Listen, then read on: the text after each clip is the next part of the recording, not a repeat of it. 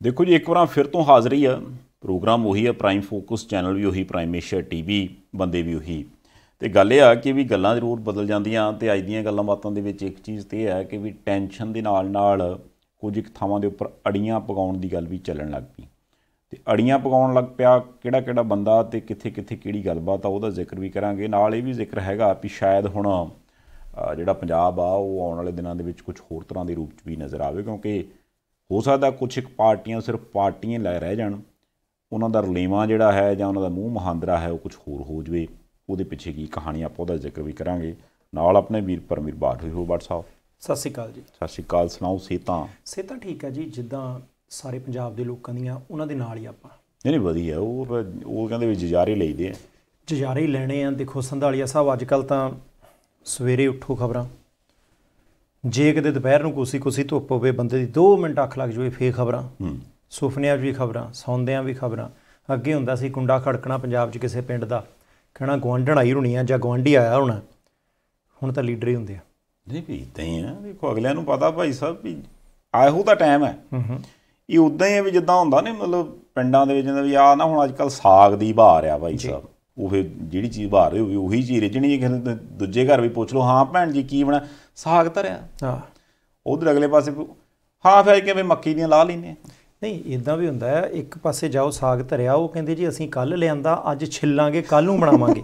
ਅਤੇ ਦੂਜੇ ਪਾਸੇ ਹੁੰਦਾ ਤੀਜੀ ਜਿਹੜੀ ਬੀਬੀ ਉੱਥੇ ਕੋਠੇ 'ਤੇ ਖੜ੍ਹੀ ਨਾਲੇ ਕੱਪੜੇ ਸੁੱਕਣੇ ਪਾਈ ਜਾਂਦੀ ਹੁੰਦੀ ਆ, ਆਹੋ ਭੈਣੇ ਤੂੰ ਧਰ ਲਿਆ, ਇਹਨਾਂ ਨੇ ਕੱਲ੍ਹ ਨੂੰ ਧਰਨਾ, ਮੈਂ ਅੱਜ ਲੈਣ ਚੱਲੀ ਆ। ਆਹ ਮਤਲਬ ਇਸ ਕਰਕੇ ਜਿਹੜੀ ਚੀਜ਼ ਦਾ ਮੌਸਮ ਹੋਵੇ ਉਹੀ ਚੀਜ਼ ਹੋਣੀ ਆ। ਹੁਣ ਜੇ ਇਲੈਕਸ਼ਨਾਂ ਨੇ, ਇਲੈਕਸ਼ਨਾਂ 'ਚ ਖਬਰਾਂ ਦਾ ਮੌਸਮ ਹੈ ਅਤੇ ਫਿਰ ਖਬਰਾਂ ਹੀ ਹੋਣਗੀਆਂ। ਹੋਰ ਦੱਸੋ ਕੀ ਹੋਊ ਇਹਦੇ ਵਿੱਚ? ਕੋਈ ਸ਼ੱਕ ਨਹੀਂ। ਬਾਰਗੇਨਿੰਗ ਸ਼ਬਦ ਜਿਹੜਾ ਨਾ ਉਹ ਬੜਾ ਚੱਲਦਾ, ਜਾਣੀ ਕਿ ਮੁੱਲ ਭਾਅ ਕਰਨਾ।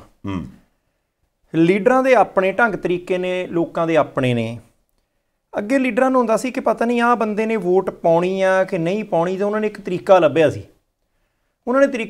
ਜਾਂਦੇ ਕਹਿਣਾ ਫਲਾਨਾ ਸਿਆ ਚੱਲ ਫਿਰ ਨਾਲ ਤੁਰਨ ਵਾਲੇ ਆ, ਕਾਕਾ ਝੰਡੀ ਲਾ ਕੇ ਆਓ ਉੱਪਰ ਘਰ ਦੇ। ਉਹਨੇ ਕਹਿਣਾ ਨਹੀਂ ਯਾਰ ਝੰਡੀ ਨਾਲ ਨਹੀਂ ਤਾਂ ਨਾ ਬੂਟ ਤੁਹਾਨੂੰ ਪਾ ਦੇਵਾਂਗੇ।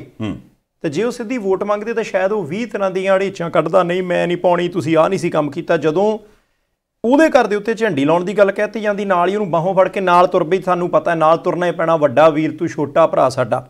ਅਗਲਾ ਕਹਿੰਦਾ ਜੀ ਵੋਟ ਤੁਹਾਡੀ ਆ।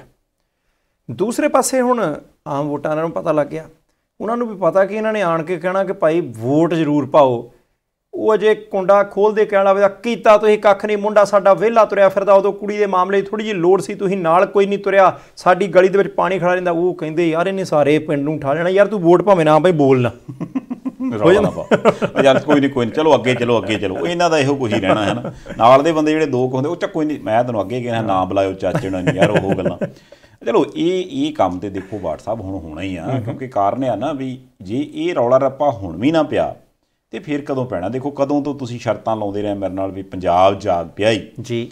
ਅਜੇ ਮੈਂ 1 ਫਰਵਰੀ ਡੀਕਦਾ, ਮੈਂ ਨਾ ਵੀ ਚਲੋ ਤੁਸੀਂ ਜਗਾ ਲਓ ਇੱਕ ਉਦੋਂ ਬਾਅਦ ਹੀ ਆਪਾਂ ਸ਼ਰਤ 'ਤੇ ਆਈਏ। ਪਰ ਫਿਰ ਵੀ ਚਲੋ ਜਿੰਨਾ ਕੁ ਜਾਗਿਆ ਉਹਨਾਂ ਕੁ ਠੀਕ ਆ।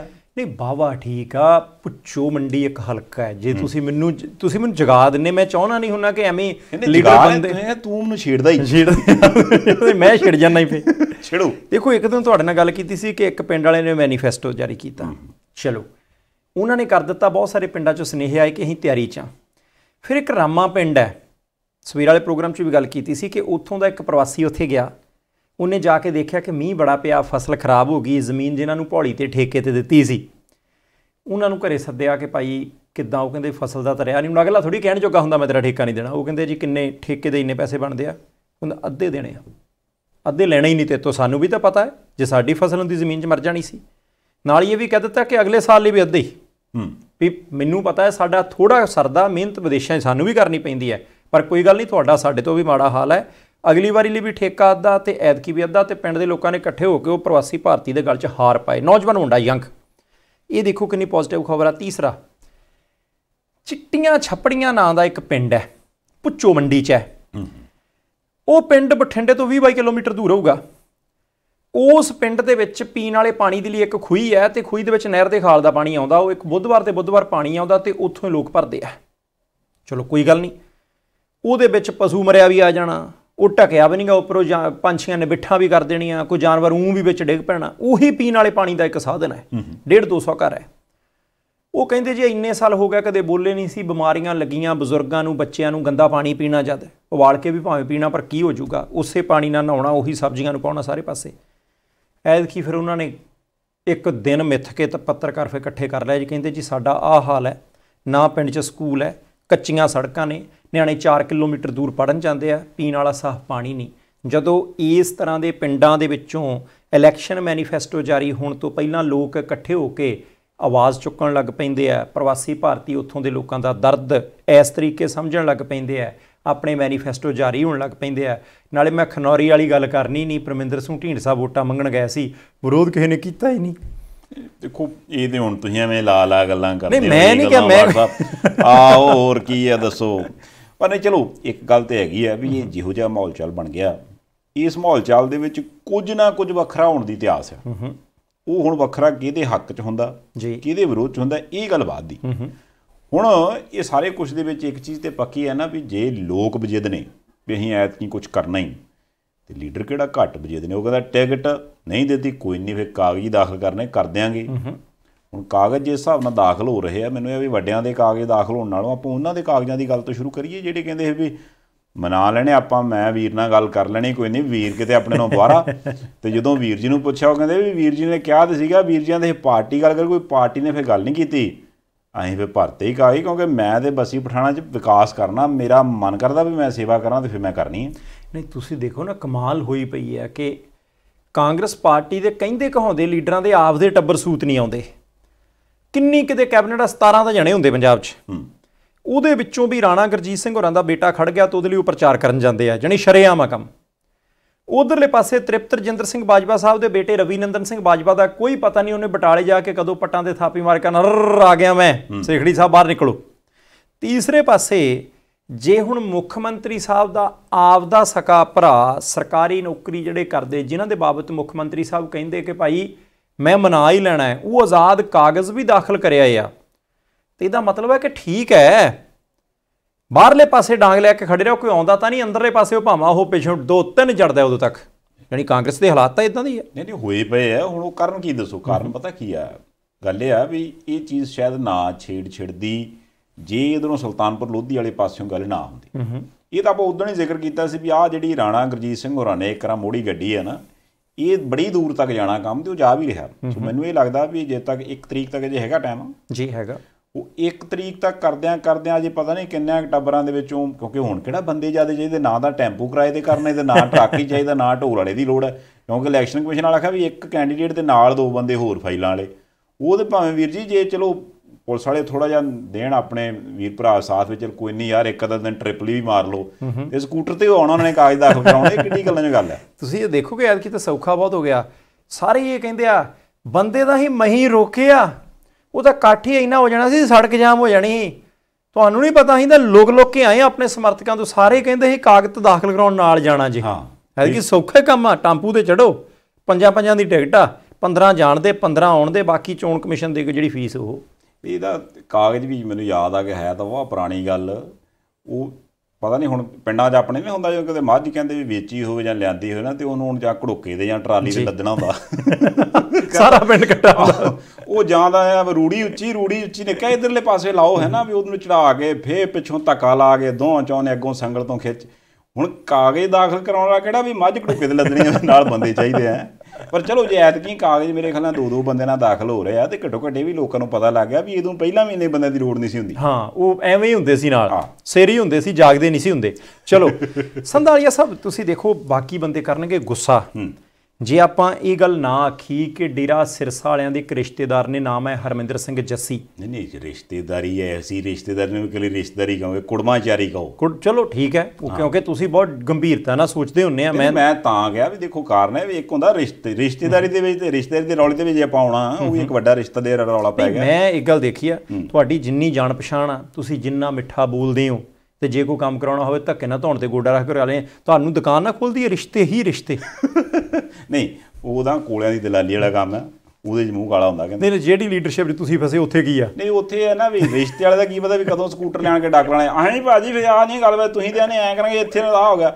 ਇਹ 5 ਸਾਲੀ ਵਾਲਾ ਕੰਮ ਆ ਵੀ 5 ਸਾਲ ਬਾਅਦ 2 ਮਹੀਨੇ ਤੰਗੀ ਹੁੰਦੀ ਹੈ। ਉਹ ਪੈਰਾਂ 'ਚ ਛਾਲੇ ਛੂਲੇ ਪੈ ਜਾਂਦੇ ਆ, ਜਾਂ ਇੱਧਰ ਉੱਧਰ ਕੋਈ ਗਲੀਆਂ ਗੁਲੀਆਂ ਕੱਛਣੀਆਂ ਪੈਂਦੀਆਂ, ਉਦੋਂ ਬਾਅਦ ਜਜਾਰੇ ਵੀਰ। ਨਹੀਂ ਠੀਕ ਹੈ ਗੱਲ 4 ਸਾਲ ਤੇ 8-10 ਮਹੀਨੇ ਨਹੀਂ ਉਹ ਕੋਈ ਪੁੱਛਦਾ, ਭਾਵੇਂ ਸ਼ਿਮਲੇ ਵਾਲੀਆਂ ਪਹਾੜੀਆਂ ਤੋਂ ਨਾ ਉਤਰੋ, ਭਾਵੇਂ ਬਾਹਰਲੇ ਮੁਲਕਾਂ 'ਚ ਜਜਾਰੇ ਲਾਓ, ਜਿੱਥੇ ਮਰਜੀ ਹਿੱਸਾ ਪੱਤੀ, ਜੋ ਮਤਲਬ ਪਤਾ ਹੀ ਹੈ ਤੁਹਾਨੂੰ, ਹੁਣ ਮੈਂ ਆਪਣੇ ਮੂੰਹ ਕੀ ਦੱਸਾਂ। ਨਹੀਂ ਠੀਕ ਹੈ ਜੀ, ਇਸ ਕਰਕੇ ਇਹ ਕੰਮ ਹੈ ਸੁੱਕਾ ਸਾਨਾ ਯਾਰ। ਹਰਮਿੰਦਰ ਜੱਸੀ ਹੋਰੀ ਆਜ਼ਾਦ ਕਾਗਜ਼ ਭਰ ਦਿੱਤੇ, ਤਲਵੰਡੀ ਸਾਬੋ ਤੋਂ ਟਿਕਟ ਮੰਗਦੇ ਸੀ ਕਾਂਗਰਸ ਪਾਰਟੀ ਦੀ ਕਿ ਪੁਰਾਣੇ ਬੰਦੇ ਆ, ਪਿਛਲੇ ਵਾਰੀ ਮੌੜ ਤੋਂ ਟਿਕਟ ਦੇ ਦਿੱਤੀ ਸੀ, ਧਮਾਕਾ ਹੋ ਗਿਆ, ਮਹਾਂ ਬਚੇ। ਉਹ ਵੱਖਰੀ ਗੱਲ ਹੈ ਕਿ ਕੇਸ ਵੀ ਬਚਿਆ ਹੀ ਤੁਰਿਆ ਜਾਂਦਾ, ਜੇ ਕਿਸੇ ਪਾਸੇ ਲੱਗਾ ਹੀ ਨਹੀਂ। ਨਿੱਕੇ ਨਿੱਕੇ ਜਵਾਕ ਘਰਾਂ ਦੇ ਵਿੱਚ ਜਿਹੜੇ ਖੇਡਦੇ ਸੀ ਉਹ ਦੁਨੀਆ ਤੋਂ ਚਲੇ ਗਏ ਸੀ। ਐਤਕੀ ਵੀ ਚਰਚਾ ਹੋ ਗਈ, ਕਾਂਗਰਸ ਤੋਂ ਟਿਕਟ ਮੰਗੀ, ਕਾਂਗਰਸ ਨੇ ਟਿਕਟ ਨਾ ਦਿੱਤੀ, ਤਾਂ ਉਹ ਕਹਿੰਦੇ ਗੱਲ ਕਿਹੜੀ ਹੈ, ਬੰਦੇ ਬਹੁਤ ਨਾਲ। ਤਲਵੰਡੀ ਸਾਬੋ ਤੋਂ ਆਜ਼ਾਦ ਕਾਗਜ਼ ਦਾਖਲ ਕਰਤੇ। ਬੀਤੇ ਕੱਲ ਵੀ ਆਪਾਂ ਜ਼ਿਕਰ ਕੀਤਾ ਸੀ ਸਮਰਾਲੇ ਵਾਲੇ ਐਮਐਲਏ ਅਮਰੀਕ ਸਿੰਘ ਢਿੱਲੋਂ ਸਾਹਿਬ ਦਾ, ਉਹਨਾਂ ਨੇ ਵੀ ਆਜ਼ਾਦ ਕਾਗਜ਼ ਦਾਖਲ ਕਰਤੇ। ਜਗਮੋਹਨ ਸਿੰਘ ਕਾਂਗੂਰੀ ਕਹਿੰਦੇ ਚੁੱਲ੍ਹਾ ਟੈਕਸ ਰਹਿ ਗਿਆ ਸੀ ਇਕੱਲਾ, ਨਹੀਂ ਤਾਂ ਕੱਲ ਉਹਨਾਂ ਨੇ ਵੀ ਕਾਗਜ਼ ਦਾਖਲ ਕਰ ਦੇਣੇ ਸੀ। ਅੱਜ ਉਹਨਾਂ ਦੀ ਵੀ ਤਿਆਰੀ ਆ, ਕਹਿੰਦੇ ਤਾਂ ਕੀ ਹੋਇਆ, ਸਾਡਾ ਖਰੜ ਤੇ ਖਰੜ ਦਾ ਢਿੱਲੋਂ ਤੇ ਖਰੜ ਦਾ ਕੰਗ, ਇਦਾਂ ਹੀ ਕੰਮ ਕਹਿੰਦੇ ਚੱਲੂਗਾ ਹੁਣ ਸਿੱਧਾ। ਤੇ ਨਾਲ ਉਹਨਾਂ ਨੇ ਪੋਸਟਰ ਵੀ ਬਣਾਉਣੇ ਸ਼ੁਰੂ ਕਰ ਦਿੱਤੇ ਚਮਕੌਰ ਸਾਹਿਬ ਦੇ ਵੀ, ਚਮਕੌਰ ਸਾਹਿਬ ਮਰਿੰਡਾ ਹੈ ਨਾ, ਉਹ ਕਹਿੰਦੇ ਵੀ ਆਹੀ ਵਿਖਾਵਾਂਗੇ ਤਮਾਸ਼ਾ ਬਸ, ਹੈ ਨਾ। ਵੀ ਉਹ ਜਿਸ ਹਿਸਾਬ ਨਾਲ ਉਹਨਾਂ ਨੇ ਪੋਸਟਰ ਲਾਂਚ ਕੀਤਾ, ਵੀ ਇੱਕ ਆਪਣੀ ਫੋਟੋ ਲਾਈ ਹੈ, ਇੱਕ ਨਾਲ ਚੰਨੀ ਸਾਹਿਬ ਦੀ ਲਾਈ ਹੈ, ਤੇ ਚੇਚਾ ਚੰਨੀ ਸਾਹਿਬ ਦੀ ਫੋਟੋ ਦੇ ਉੱਪਰ ਐਂ ਕਾਂਟਾ ਮਾਰਿਆ ਇੱਦਾਂ, ਉਹਦੇ ਤੋਂ ਤਾਂ ਇੱਦਾਂ ਲੱਗਦਾ ਵੀ ਉਹਨਾਂ ਨੇ ਆਪਣੇ ਵੱਲੋਂ ਤੇ ਪਤਾ ਕੱਟਤਾ ਵੀ ਭਾਈ ਸਾਹਿਬ ਚਮਕੌਰ ਸਾਹਿਬ ਚੋਂ ਨਹੀਂ ਜਿੱਤਣ ਦਿੰਦੇ। ਨਹੀਂ ਹਿਸਾਬ ਕਿਤਾਬ ਇੱਦਾਂ ਹੀ ਆ। ਬਾਕੀ ਸੰਧਾਲੀਆ ਸਾਹਿਬ ਇੱਕ ਗੱਲ ਤਾਂ ਐਤਕੀ ਪੱਕੀ ਹੋ ਗਈ ਹੈ ਨਾ ਕਿ ਬਹੁਤ ਸਾਰੇ ਬੰਦੇ ਜਿਨ੍ਹਾਂ ਦੇ ਬਾਬਤ ਪਹਿਲਾਂ ਇਹ ਸਵਾਲ ਸੀ ਕਿ ਹੁਣ ਕੀ ਕਰਨਗੇ, ਉਹ ਬੰਦੇ ਹੁਣ ਬਾਹਰ ਆ ਗਏ ਨੇ, ਉਹਨਾਂ ਨੇ ਹੁਣ ਪ੍ਰਚਾਰ ਕਰਨਾ ਹੈ। ਸੁਖਪਾਲ ਸਿੰਘ ਖਹਿਰਾ, ਕਿਉਂਕਿ ਕਈ ਐਸੇ ਬੰਦੇ ਨੇ ਜਿਹੜੇ ਕਹਿੰਦੇ ਜੀ ਅਸੀਂ ਬੜਾ ਲੰਬਾ ਸਮਾਂ ਪਾਰਟੀ ਦੀ ਸੇਵਾ ਕੀਤੀ ਆ, ਸਾਨੂੰ ਟਿਕਟ ਨਹੀਂ ਦਿੱਤੀ। ਹੁਣ ਸਮਰਾਲੇ ਵਾਲੇ ਅਮਰੀਕ ਸਿੰਘ ਢਿੱਲੋਂ ਸਾਹਿਬ ਦੀ ਲਾ ਲਓ, 3-4 ਵਾਰੀ ਦੇ ਐਮਐਲਏ, ਉਹ ਕਹਿੰਦੇ ਜੀ ਮੈਂ ਤਾਂ ਸਰਗਰਮ ਬੜਾ ਰਿਹਾ, ਕੋਈ ਕੇਸ ਕੂਸ ਵੀ ਹੈ ਨਹੀਂ ਸੀ, ਏਡੀ ਗੱਲ ਨਹੀਂ, ਉਹਨਾਂ ਨੂੰ ਬਾਹਰ ਬੈਠਿਆਂ ਨੂੰ ਟਿਕਟ ਨਹੀਂ ਮਿਲੀ। ਹੁਣ ਖਹਿਰਾ ਸਾਹਿਬ ਪਿਛਲੇ 5 ਸਾਲਾਂ ਦੇ ਵਿੱਚ ਕਿਸੇ ਹੋਰ ਪਾਰਟੀ 'ਚ ਗਏ, ਐਮਐਲਏ ਬਣ ਗਏ, ਆਪਦੀ ਪਾਰਟੀ ਬਾਰੇ ਬੋਲਦੇ ਵੀ ਰਹੇ, ਫਿਰ ਹੋਰ ਪਾਰਟੀ ਬਣਾ ਲਈ, ਫਿਰ ਇਧਰਲੇ ਪਾਸੇ ਆਏ, ਫਿਰ ਜੇਲ੍ਹ ਜਾਣਾ ਪੈ ਗਿਆ। ਚਲੋ ਸੱਚਾ ਜਾਂ ਝੂਠੀ ਗੱਲ ਉਹ ਤਾਂ ਬਾਅਦ ਦੀ ਹੈ। ਇਹਦੇ ਬਾਵਜੂਦ ਉਹਨਾਂ ਨੂੰ ਦੇਖੋ ਅੰਦਰ ਬੈਠਿਆਂ ਨੂੰ ਟਿਕਟ ਮਿਲ ਗਈ ਸੀ, ਤੇ ਭਾਵੇਂ ਉਹ ਢਿੱਲੋਂ ਸਾਹਿਬ ਨੇ ਤੇ ਭਾਵੇਂ ਕਈ ਹੋਰ ਬੰਦੇ ਆ ਉਹ ਬਾਹਰ ਬੈਠੇ ਆ, ਟਿਕਟ ਦੀ ਅਰਜ਼ੀ ਵੀ ਦਿੱਤੀ ਉਹਨਾਂ ਨੂੰ ਤਾਂ ਵੀ ਨਹੀਂ ਮਿਲਦੀ। ਹਾਂ ਵੀ ਹੁਣ ਫਿਰ ਇਹ ਵੀ ਫਿਰ ਬਦੋ ਬਦੀ ਐਵੇਂ ਲਾਉਣ ਵਾਲੀ ਗੱਲ ਹੀ ਕਰਦੇ ਨੇ। ਇਹ ਗੱਲ ਹੀ ਕਰਦਾ ਨਾ, ਖਹਿਰਾ ਸਾਹਿਬ ਦੇ ਕਹਿੰਦੇ ਨੇ ਵੀ ਯਾਰ ਸ਼ੁਕਰਾ ਭਰਾਵਾ, ਕਿਉਂਕਿ ਉਹਨਾਂ ਨੂੰ ਸਭ ਤੋਂ ਵੱਡਾ ਰੰਜ ਪਤਾ ਕੀ, ਉਹ ਕਹਿੰਦੇ ਵੀ ਮੈਨੂੰ ਇਸ ਗੱਲ ਦਾ ਕੋਈ ਅਫਸੋਸ ਨਹੀਂ ਹੈਗਾ ਵੀ ਮੇਰੇ ਨਾਲ ਕਿੰਨੇ ਕੀ ਕੀਤੀ, ਮੈਂ ਸਾਰਿਆਂ ਦਾ ਭਲਾ ਹੀ ਮੰਗਦਾ, ਪਰ ਕੋਈ ਗੱਲ ਨਹੀਂ, ਕਹਿੰਦੇ ਸੱਚ ਝੂਠ ਦਾ ਨਿਤਾਰਾ ਉਹ ਅਦਾਲਤ ਨੇ ਕਰ ਦੇਣਾ, ਇੱਕ ਵਾਰ ਗੱਲ ਹੋ ਜੂਗੀ ਕਲੀਅਰ ਜੀ। ਪਰ ਅੰਦਰ ਰਹਿ ਕੇ ਕਹਿੰਦੇ ਵੀ 77-78 ਦਿਨ ਕਹਿੰਦੇ ਮੈਂ ਅੰਦਰ ਰਿਹਾ, ਇਹ ਮੈਨੂੰ ਪਤਾ ਲੱਗਿਆ ਵੀ ਬੇਗੁਨਾਹ ਬੰਦੇ ਨੂੰ ਵੀ ਅੰਦਰ ਦਿੱਤਾ ਜਾ ਸਕਦਾ, ਕਿਉਂਕਿ ਅੰਦਰ ਮੈਨੂੰ ਕਈ ਬੰਦੇ ਐਸੇ ਮਿਲੇ ਜਿਹੜੇ ਵਿਚਾਰੇ ਬੇਗੁਨਾਹ ਸੀਗੇ। ਦੇਖੋ ਸੰਧਾਲੀਆ ਸਾਹਿਬ 2.5 ਮਹੀਨੇ ਦਾ ਸਮਾਂ ਬਥੇਰਾ ਹੁੰਦਾ। ਹੁਣ ਉਹਨਾਂ ਨੇ ਇਹ ਗੱਲ ਜਿਹੜੀ ਠੀਕ ਉਹਨਾਂ ਨੇ ਆਖੀ ਹੈ ਕਿ ਮੈਂ ਬੇਗੁਨਾਹ ਸੀ, ਮੈਨੂੰ ਇਸ ਗੱਲ ਦਾ ਦੁੱਖ ਹੈ ਕਿ ਮੇਰੀ ਜ਼ਿੰਦਗੀ ਦੇ 2.5 ਮਹੀਨੇ ਮੈਂ ਕੋਈ ਕੰਮਕਾਰ ਕਰਨਾ ਸੀ, ਪਬਲਿਕ ਦੇ ਨਾਲ ਵਿਚਰਨਾ ਸੀਗਾ, ਤੇ ਉਹ ਮੇਰੇ ਜੇਲ੍ਹ ਦੇ ਅੰਦਰ ਗਿਆ। ਪਰ ਕਹਿੰਦੇ ਹੁਣ ਮੈਨੂੰ ਸਬਰ ਬੜਾ, ਮੈਂ ਚਿੰਤਨ ਬੜਾ ਕੀਤਾ। ਫਿਰ ਉਹ ਕਹਿੰਦੇ ਜੀ ਬਹੁਤ ਸਾਰੇ ਬੰਦੇ ਭਾਰਤ ਦੇ ਕਾਨੂੰਨ ਦੇ ਵਿੱਚ ਜਿਹੜੀਆਂ ਕਮਜ਼ੋਰੀਆਂ ਨੇ ਉਹ ਕੱਢੀਆਂ। ਉਹ ਕਹਿੰਦੇ ਜੀ ਕਈ ਬੰਦੇ ਨੇ ਜ਼ਮਾਨਤ ਮਿਲੀ ਹੋਆ, ਪਰ ਕਿਉਂਕਿ ਜ਼ਮਾਨਤੀਏ ਨੂੰ ਕਿਸੇ ਕਾਰ ਦੀ ਆਰਸੀ ਚਾਹੀਦੀ ਹੈ, ਪ੍ਰੋਪਰਟੀ ਦੇ ਕਾਗਜ਼ ਪੱਤਰ ਚਾਹੀਦੇ ਆ, ਅਦਾਲਤ ਜ਼ਮਾਨਤ ਦੇ ਉੱਤੇ ਵੀ ਫੇਸ ਛੱਡਦੀ ਹੈ ਭਾਵੇਂ ਪ੍ਰਵਾਨਗੀ ਮਿਲ ਗਈ ਹੋਵੇ। ਉਹ ਕਹਿੰਦੇ ਬੰਦਿਆਂ ਦੇ ਕੋਲ ਪ੍ਰੋਪਰਟੀ ਕੋਈ ਨਹੀਂ, ਬੰਦੇ ਅੰਦਰ ਬੈਠੇ ਸੜੀ ਜਾਂਦੇ। ਮੈਂ ਕਈਆਂ ਦੀ ਮਦਦ ਕੀਤੀ, ਕਈਆਂ ਦੀ ਕਰੂੰਗਾ ਵੀ, ਤੇ ਬਹੁਤ ਸਾਰੇ ਲੋਕ ਕਹਿੰਦੇ ਮੇਰੇ ਵਾਂਗੂ ਇਦਾਂ ਦੇ ਨੇ ਜਿਨ੍ਹਾਂ ਦਾ ਦੋਸ਼ ਕੋਈ ਨਹੀਂ, ਕੋਈ ਨਾ ਕੋਈ ਕੇਸ ਪਾ ਕੇ ਅੰਦਰ ਸਿੱਟ ਦਿੱਤੇ, ਤੇ ਉਹ ਸਾਰੀਆਂ ਚੀਜ਼ਾਂ ਦੀ ਲੜਾਈ ਹੌਲੀ ਹੌਲੀ ਲੜਾਂਗੇ। ਇਹ ਬਹੁਤ ਚੰਗਾ ਹੈ। ਜੇ ਖਹਿਰਾ ਸਾਹਿਬ ਬੇਗੁਨਾਹ ਨੇ, ਜੇ ਅੰਦਰ ਉਹ ਕੁਝ ਦੇਖ ਕੇ ਆਏ ਹੈ ਤਾਂ ਚੰਗੀ ਗੱਲ ਹੈ, ਇੱਧਰਲੇ ਪਾਸੇ ਕਰਨ। ਪਰ 3 ਬੰਦਿਆਂ ਦੇ ਉੱਤੇ ਦੋਸ਼ ਲਾਏ, ਪ੍ਰੈਸ ਕਾਨਫਰੰਸ ਕੀਤੀ, ਪਹਿਲਾਂ ਮੱਥਾ ਟੇਕਿਆ ਸ਼੍ਰੀ ਫਤਿਹਗੜ੍ਹ ਸਾਹਿਬ। ਪਹਿਲਾ ਦੋਸ਼ ਉਹਨਾਂ ਨੇ ਲਾਇਆ, ਕਹਿੰਦੇ ਜੀ ਦੇਖੋ ਅਰਵਿੰਦ ਕੇਜਰੀਵਾਲ, ਕੇਂਦਰ ਦੀ ਮੋਦੀ ਸਾਹਿਬ ਦੀ ਸਰਕਾਰ, ਕਿਉਂਕਿ ਮੈਂ ਜੁਆਪਾ ਦੇ ਖਿਲਾਫ ਲੜਦਾ ਸੀ ਤੇ ਮੈਂ ਨਵਰੀਤ ਜਿਹਦੀ ਕਿਸਾਨ ਮੋਰਚੇ ਦੇ ਵਿੱਚ ਡੈਥ ਹੋਈ ਸੀ, ਉਹਨਾਂ ਦੇ ਲਈ ਕਹਿੰਦੇ ਲੜਿਆ, ਤੇ ਕੇਜਰੀਵਾਲ ਸਾਹਿਬ ਤੇ ਮੋਦੀ ਸਰਕਾਰ ਰਲ ਗਈ। ਇਹ ਤਾਂ ਰਲ ਗਿਆ ਕਿਉਂਕਿ ਇਹਨਾਂ ਦੇ ਫੰਡ ਦਾ ਰੌਲਾ ਸੀ ਜਿਹੜਾ ਕੇਸ ਮੇਰੇ ਤੇ ਪਾਤਾ। ਤੇ ਤੀਸਰੇ ਪਾਸੇ ਕਹਿੰਦੇ ਕਪੂਰਥਲੇ ਵਾਲੇ ਐਮਐਲਏ ਸਾਡੀ ਪਾਰਟੀ ਦੇ ਬੰਦੇ ਨੇ, ਰਾਣਾ ਗੁਰਜੀਤ ਸਿੰਘ, ਇਹਨਾਂ ਤਿੰਨਾਂ ਨੇ ਮੈਨੂੰ ਫਸਾਇਆ, ਤੇ ਮਕਸਦ ਇਹੀ ਸੀ ਕਿ ਬਾਹਰ ਨਾ ਆ ਸਕੇ, ਇਲੈਕਸ਼ਨ ਨਾ ਲੜ ਸਕੇ, ਇਸ ਨੂੰ ਸਿਆਸਤ ਦੇ ਵਿੱਚੋਂ ਬਾਹਰ ਕੱਢ ਦਈਏ। ਕਸੂਰ ਕਹਿੰਦੇ ਕੋਈ ਨਹੀਂ, ਕਰੋੜ ਤੋਂ ਉੱਪਰ ਰੁਪਈਆ ਪਾਰਟੀ ਆਮ ਆਦਮੀ ਪਾਰਟੀ ਦੇ ਖਾਤੇ 'ਚ ਗਿਆ, ਇੰਨੇ ਫੰਕਸ਼ਨ ਕੀਤੇ, ਸਾਰੇ ਪਾਰਟੀ ਦੇ ਸੀ, ਰੁਪਈਆ ਮੈਂ ਇੱਕ ਨਹੀਂ ਲਿਆ। ਤੇ ਜਿਹੜੇ ਕਹਿੰਦੇ ਈਡੀ ਨੇ ਦੋਸ਼ ਲਾਏ ਸੀ, ਚਾਰਜ ਸ਼ੀਟ 'ਚੋਂ ਹੈ ਹੀ ਨਹੀਂ ਗਏ। ਹਾਂ ਨਹੀਂ, ਆਪਣੇ ਵੱਲੋਂ ਤੇ ਉਹਨਾਂ ਨੇ ਮੇਰੇ ਖਿਆਲ ਨਾਲ ਇੱਕ ਤਰ੍ਹਾਂ ਨਾਲ ਦਹਾੜ ਮਾਰੀ ਹੈ ਵੀ ਹੁਣ ਮੈਂ ਆ ਗਿਆ। ਪਹਿਲਾਂ ਤੇ ਸ਼ੁਕਰਾਨਾ ਹੀ ਕਰੀ ਜਾਂਦੇ ਨੇ, ਉਹ ਕਹਿੰਦੇ ਵੀ ਚਲੋ ਮਹਾਰਾਜ ਦਾ ਸ਼ੁਕਰਾਨਾ ਵੀ ਇੱਕ ਤਰ੍ਹਾਂ ਆਪਣਾ ਇੱਥੋਂ ਬਚਾਅ ਹੋ ਗਿਆ। ਪਰ ਇੱਕ ਗੱਲ ਮੈਨੂੰ ਜਾਪਦੀ ਹੈ ਵੀ ਜਿਹੜੀ ਚੀਜ਼ ਅੰਦਰ ਬਹਿ ਕੇ ਵੀ ਧੁਖਦੀ ਸੀਗੀ, ਉਹ ਹੁਣ ਇਹ ਨਾ ਹੋਵੇ ਹੁਣ ਕਾਗਜ਼ ਉਹਨਾਂ ਨਾਲ ਦਾਖਲ ਕਰ ਦਿੰਦੇ ਤੇ ਟੱਕਰ ਜੇ ਹਿਸਾਬ ਦੀ ਬਣ ਗਈ ਆ, ਇਹ ਨਾ ਹੋਵੇ ਆਉਣ ਵਾਲੇ ਦਿਨਾਂ ਦੇ ਵਿੱਚ ਮਤਲਬ ਪਿਛਲੇ ਦਿਨੀ ਆਪਾਂ ਬੜੀ ਚਰਚਾ ਕਰ ਦਿੰਦੇ ਵੀ ਯਾਰ ਸੁਖਪਾਲ ਸਿੰਘ ਖਹਿਰਾ ਦੀ ਖਬਰ ਹੀ ਕੋਈ ਨਹੀਂ ਆਉਂਦੀ, ਇਹ ਨਾ ਹੋਵੇ ਵੀ ਦਿਹਾੜੀ 'ਚ ਦੋ ਆਉਣ ਫਿਰ ਵੀ ਹੁਣ ਪੇਚਾ ਇੱਧਰ ਵੀ ਪਾ ਲਿਆ, ਹੁਣ ਪੇਚਾ ਇੱਧਰ ਵੀ ਪਾ ਲਿਆ। ਪਰ ਕਿਉਂਕਿ ਖਬਰਾਂ ਤੋਂ ਗੱਲ ਚੱਲੀ ਆ, ਇਹ ਮੈਂ ਤਾਂ ਕਹਿ ਰਿਹਾ ਵੀ ਇਹੋ ਹੀ ਦਿਨ ਨੇ ਜਦੋਂ ਕਿਸੇ ਦੀ ਖਬਰ ਵੀ ਚੱਲਣੀ, ਜਦੋਂ ਕਿਸੇ ਦੀ ਗੱਲ ਦਾ ਵੀ ਕੋਈ ਮੁੱਲ ਪੈਣਾ। ਉਦੋਂ ਬਾਅਦ ਤਾਂ ਵੀਰ ਜੀ 20 ਫਰਵਰੀ ਤੋਂ ਬਾਅਦ ਆਪਾਂ ਲੱਭਣੀਆਂ ਵੀ ਹੈ ਕੋਈ ਖਬਰ ਜੀ, ਕੋਈ ਭੇਜ ਦਿਓ। ਨਹੀਂ ਯਾਰ ਪਤਾ ਨਹੀਂ ਅੱਜ ਪਿੰਡੀਆਂ ਲੱਗੀਆਂ ਹੀ ਨਹੀਂ। ਦੇਖੋ ਹੁਣ ਤਾਂ ਉਹ ਕਹਿੰਦੇ ਹੁੰਦੇ ਆ ਮੈਂ ਬਿਆਨ ਦਿੱਤਾ ਯਾਰ ਦੇਖ ਲਿਓ ਮਾੜਾ ਜਿਹਾ, ਫਿਰ ਸਾਨੂੰ ਕਿਹੜਾ ਬੰਦਾ ਯਾਰ ਕੋਈ ਬਿਆਨ ਹੀ ਦੇ ਦਿਓ। ਸੰਧਾਲੀਆ ਸਾਹਿਬ ਜਿਹੜਾ ਇੱਕ ਸਵਾਲ ਕੀਤਾ ਪੱਤਰਕਾਰਾਂ ਨੇ ਉਹਨਾਂ ਨੂੰ, ਕਹਿੰਦੇ ਜੀ ਤੁਹਾਨੂੰ ਚੈਲੰਜ ਕੀਤਾ ਹੈ ਤੁਹਾਡੀ ਪਾਰਟੀ ਦੇ MLA ਤੇ ਕੈਬਨਿਟ ਮਿਨਿਸਟਰ ਨੇ ਰਾਣਾ ਗੁਰਜੀਤ ਸਿੰਘ, ਉਹਨਾਂ ਨੇ ਚੈਲੰਜ ਕੀਤਾ ਕਿ ਜੇ ਖਹਿਰੇ 'ਚ ਬਹੁਤ ਸਿਆਸੀ ਤਾਕਤ ਹੈ, ਮੇਰੇ ਖਿਲਾਫ ਚਿੱਠੀਆਂ ਲਿਖਦੇ ਫਿਰਦੇ ਆ, ਤਾਂ ਮੇਰੇ ਕਪੂਰਥਲਾ ਹਲਕੇ 'ਚ ਮੇਰੇ ਖਿਲਾਫ ਆ ਕੇ ਪ੍ਰਚਾਰ ਕਰਕੇ ਮੈਨੂੰ ਹਰਾ ਕੇ ਦੇਖ ਲਵੇ। ਖਹਿਰਾ ਸਾਹਿਬ ਨੂੰ ਪੁੱਛਿਆ ਜੀ ਹੁਣ ਜਾਓਗੇ? ਉਹ ਕਹਿੰਦੇ ਯਾਰ ਗੱਲ ਸੁਣੋ, ਮੈਂ ਜੇਲ੍ਹ 'ਚ ਬੈਠਾ, ਪਾਰਟੀ ਨੇ ਮੈਨੂੰ ਟਿਕਟ ਦਿੱਤੀ ਹੋਵੇ, ਜੇਲ੍ਹ 'ਚ ਬੈਠੇ ਨੂੰ ਮੇਰਾ ਮਾਣ ਰੱਖਿਆ ਹੋਵੇ, ਪਾਰਟੀ ਨੇ ਯਕੀਨ ਕੀਤਾ ਮੇਰੇ ਤੇ ਮੈਂ ਪਾਰਟੀ ਦੇ ਹੀ ਇੱਕ ਹੋਰ ਕੈਂਡੀਡੇਟ ਦੇ ਖਿਲਾਫ ਜਾ ਕੇ ਪ੍ਰਚਾਰ ਕਰਾਂ, ਇਹ ਮੈਨੂੰ ਸੋਭਾ ਨਹੀਂ ਦਿੰਦਾ, ਨਾ ਮੈਂ ਇਹ ਕੰਮ ਕਰਨਾ। ਹਾਂ ਕਹਿੰਦੇ ਮੈਂ ਪਹਿਲਾਂ ਵੀ ਕਿਹਾ ਸੀ ਕਿ ਰਾਣੇ ਗੁਰਜੀਤ ਨੂੰ ਪੰਜਾਬ ਤੋਂ ਭਜਾ ਕੇ ਯੂਪੀ ਜੇ ਕੋਈ ਭੇਜੂਗਾ ਤਾਂ ਇੱਕੋ ਹੀ ਬੰਦਾ ਖਹਿਰਾ, ਤੇ ਮੈਂ ਅੱਜ ਵੀ ਕਹਿੰਦੇ ਉਹ ਕਹਿਣਾ ਕਿ ਮੇਰਾ ਟਾਈਮ ਆ ਲੈਣ ਦਿਓ, ਰਾਣੇ ਗੁਰਜੀਤ ਨੂੰ ਪੰਜਾਬ 'ਚੋਂ ਭਜਾ ਕੇ ਯੂਪੀ ਖਹਿਰਾ ਹੀ ਭੇਜੂਗਾ ਤੇ ਮੈਂ ਉਹਦੇ ਲਈ ਤਿਆਰੀ ਕਰ ਰਿਹਾ। ਨਹੀਂ ਮੈਂ ਤਾਂ ਇਹ ਉਡੀਕਦਾ ਵੀ ਨਵੇਂ ਰਾਣਾ ਗੁਰਜੀਤ ਸਿੰਘ ਹੋਰਾਂ ਨੂੰ ਜਦੋਂ ਇਹ ਵਾਰ-ਵਾਰ ਚੈਲੰਜ ਕਰ ਰਹੇ ਆ, ਜਿੱਦਾਂ ਨਵਤੇਜ ਸਿੰਘ ਚੀਮੇ ਹੋਰਾਂ ਨੂੰ ਉਹਨਾਂ ਕੀਤਾ ਸੀ, ਇਹ ਨਾ ਉਹ ਅਗਲੇ ਕਹਿਣ ਵੀ ਕੋਈ ਗੱਲ ਨਹੀਂ ਫਿਰ ਜੇ ਇਹਨਾਂ ਕਪੂਰਥਲੇ ਨਹੀਂ ਆਉਣਾ ਤਾਂ ਮੈਂ ਭਲਾਥਾ ਜਾਂਦਾ। ਨਹੀਂ ਦੇਖੋ ਦਿਨ ਤਾਂ ਸੰਧਾਲੀਆ ਸਾਹਿਬ 21 ਨੇ, 7 ਉਹ ਫਿਰ ਕਪੂਰਥਲੇ ਦੇ ਦੇਣਗੇ, 7 ਫਿਰ ਸੁਲਤਾਨਪੁਰ ਲੋਧੀ ਦੇ ਦੇਣਗੇ, 7 ਇਹਨਾਂ ਵਾਲੇ ਪਾਸੇ ਦੇਣਗੇ, ਫਿਰ ਫਗਵਾੜੇ ਕਿਹੜਾ ਦਿਨ ਦੇਣਾ ਹੀ। ਅੱਛਾ ਆ ਵੇਖਿਆ ਬੰਦਾ ਫੇਰ ਹੀ ਟਲਦਾ। ਨਹੀਂ ਮੈਂ ਤਾਂ ਬੰਦਾ ਬਚਿਆ ਸੀ। ਧਾਲੀਵਾਲ ਸਾਹਿਬ ਬੋਲੇ ਵਿਚਾਰੇ ਬਲਵਿੰਦਰ ਸਿੰਘ ਧਾਲੀਵਾਲ। ਨਹੀਂ ਬੋਲੇ ਤਾਂ ਹੈ ਨਹੀਂ ਪਰ ਚਿੱਠ ਬੋਲ। ਅੱਛਾ ਜਾਨੀ ਤੁਸੀਂ ਮੇਰੇ ਖਿਲਾਫ ਬੋਲੋ ਨਾ ਤਾਂ ਦਰਖਾਸਤ ਦਿਓ ਥਾਣੇ। ਨਹੀਂ ਦਰਖਾਸਤ ਦਿੱਤੀ, ਉਹ ਕਹਿੰਦੇ ਦਿੱਤੀ ਗਈ ਜੀ। ਉਦੋਂ ਦਰਖਾਸਤ ਕਿਤੇ ਲਾਗੇ ਖਲੋਤੇ ਆ, ਕਹਿੰਦੇ ਚੱਲ ਮਾਰ ਘੁੱਗੀ, ਮੈਂ ਘੁੱਗੀ ਮਾਰ। 4 ਭਰਾ ਖੜੇ ਸੀ ਕਿਉਂਕਿ ਦੇਖੋ ਇਹ ਜੇ ਤੁਸੀਂ ਸੱਤਾਂ ਤੇ ਆ ਗਏ ਹੋ ਨਾ, ਇੱਕ ਬੰਦਾ ਫਿਰ ਰਹਿ ਜਾਣਾ ਜੀ, ਬਾਬਾ ਹੈਨਰੀ। ਨਹੀਂ ਉਹ ਦੇਖੋ ਉਹ ਸ਼ਹਿਰ 'ਚ ਨਹੀਂ, ਕਿਉਂਕਿ ਉਹ ਹੈਨਰੀ ਸਾਹਿਬ ਦੇ ਜਿਹੜੇ ਪਿਤਾ ਜੀ ਨੇ ਨਾ, ਉਹ ਵੀ ਮੋਹਰੇ ਕਹਿੰਦੇ ਹੁੰਦੇ ਮੈਂ ਜਾਣਦਾ ਹੀ ਤਾਰ ਹੈਨਰੀ ਹੋਰੀ। ਨਹੀਂ ਚਲੋ ਇੱਕ ਗੱਲ ਤੇ ਪੱਕੀ ਹੈ ਵੀ ਜਿਹੜਾ ਇਸ ਵਕਤ ਕਾਂਗਰਸ ਪਾਰਟੀ ਵਾਲਾ ਕਾਟੋ ਕਲੇਸ਼ ਹੈ, ਉਹ ਤਾਂ ਉਸ ਪਾਸਿਓਂ ਮੇਰੇ ਖਿਆਲ ਨਾਲ ਰੁਕਣ ਦੀ ਬਜਾਏ ਇਸ ਪਾਸੇ ਜਾ ਵੜਿਆ ਵੀ ਮੈਨੂੰ ਲੱਗਦਾ ਕਾਂਗਰਸ ਪਾਰਟੀ ਵਾਲਿਆਂ ਨੇ ਦੇਖ ਲਿਆ ਵੀ ਯਾਰ ਜਿਹਨੂੰ ਬਾਲੀ ਖਾਰਸ਼ ਹੈ ਨਾ ਉਹ ਆਜ਼ਾਦ ਲੜ ਲਵੇ ਯਾਰ, ਸਾਡੇ ਕੋਲ ਤਾਂ ਇੱਕ ਟਿਕਟ ਸੀ ਅਸੀਂ ਦੇ ਦਿੱਤੀ, ਬਸ ਸੀਟ ਝੋਲੀ ਪਾ ਦੇਵੇ।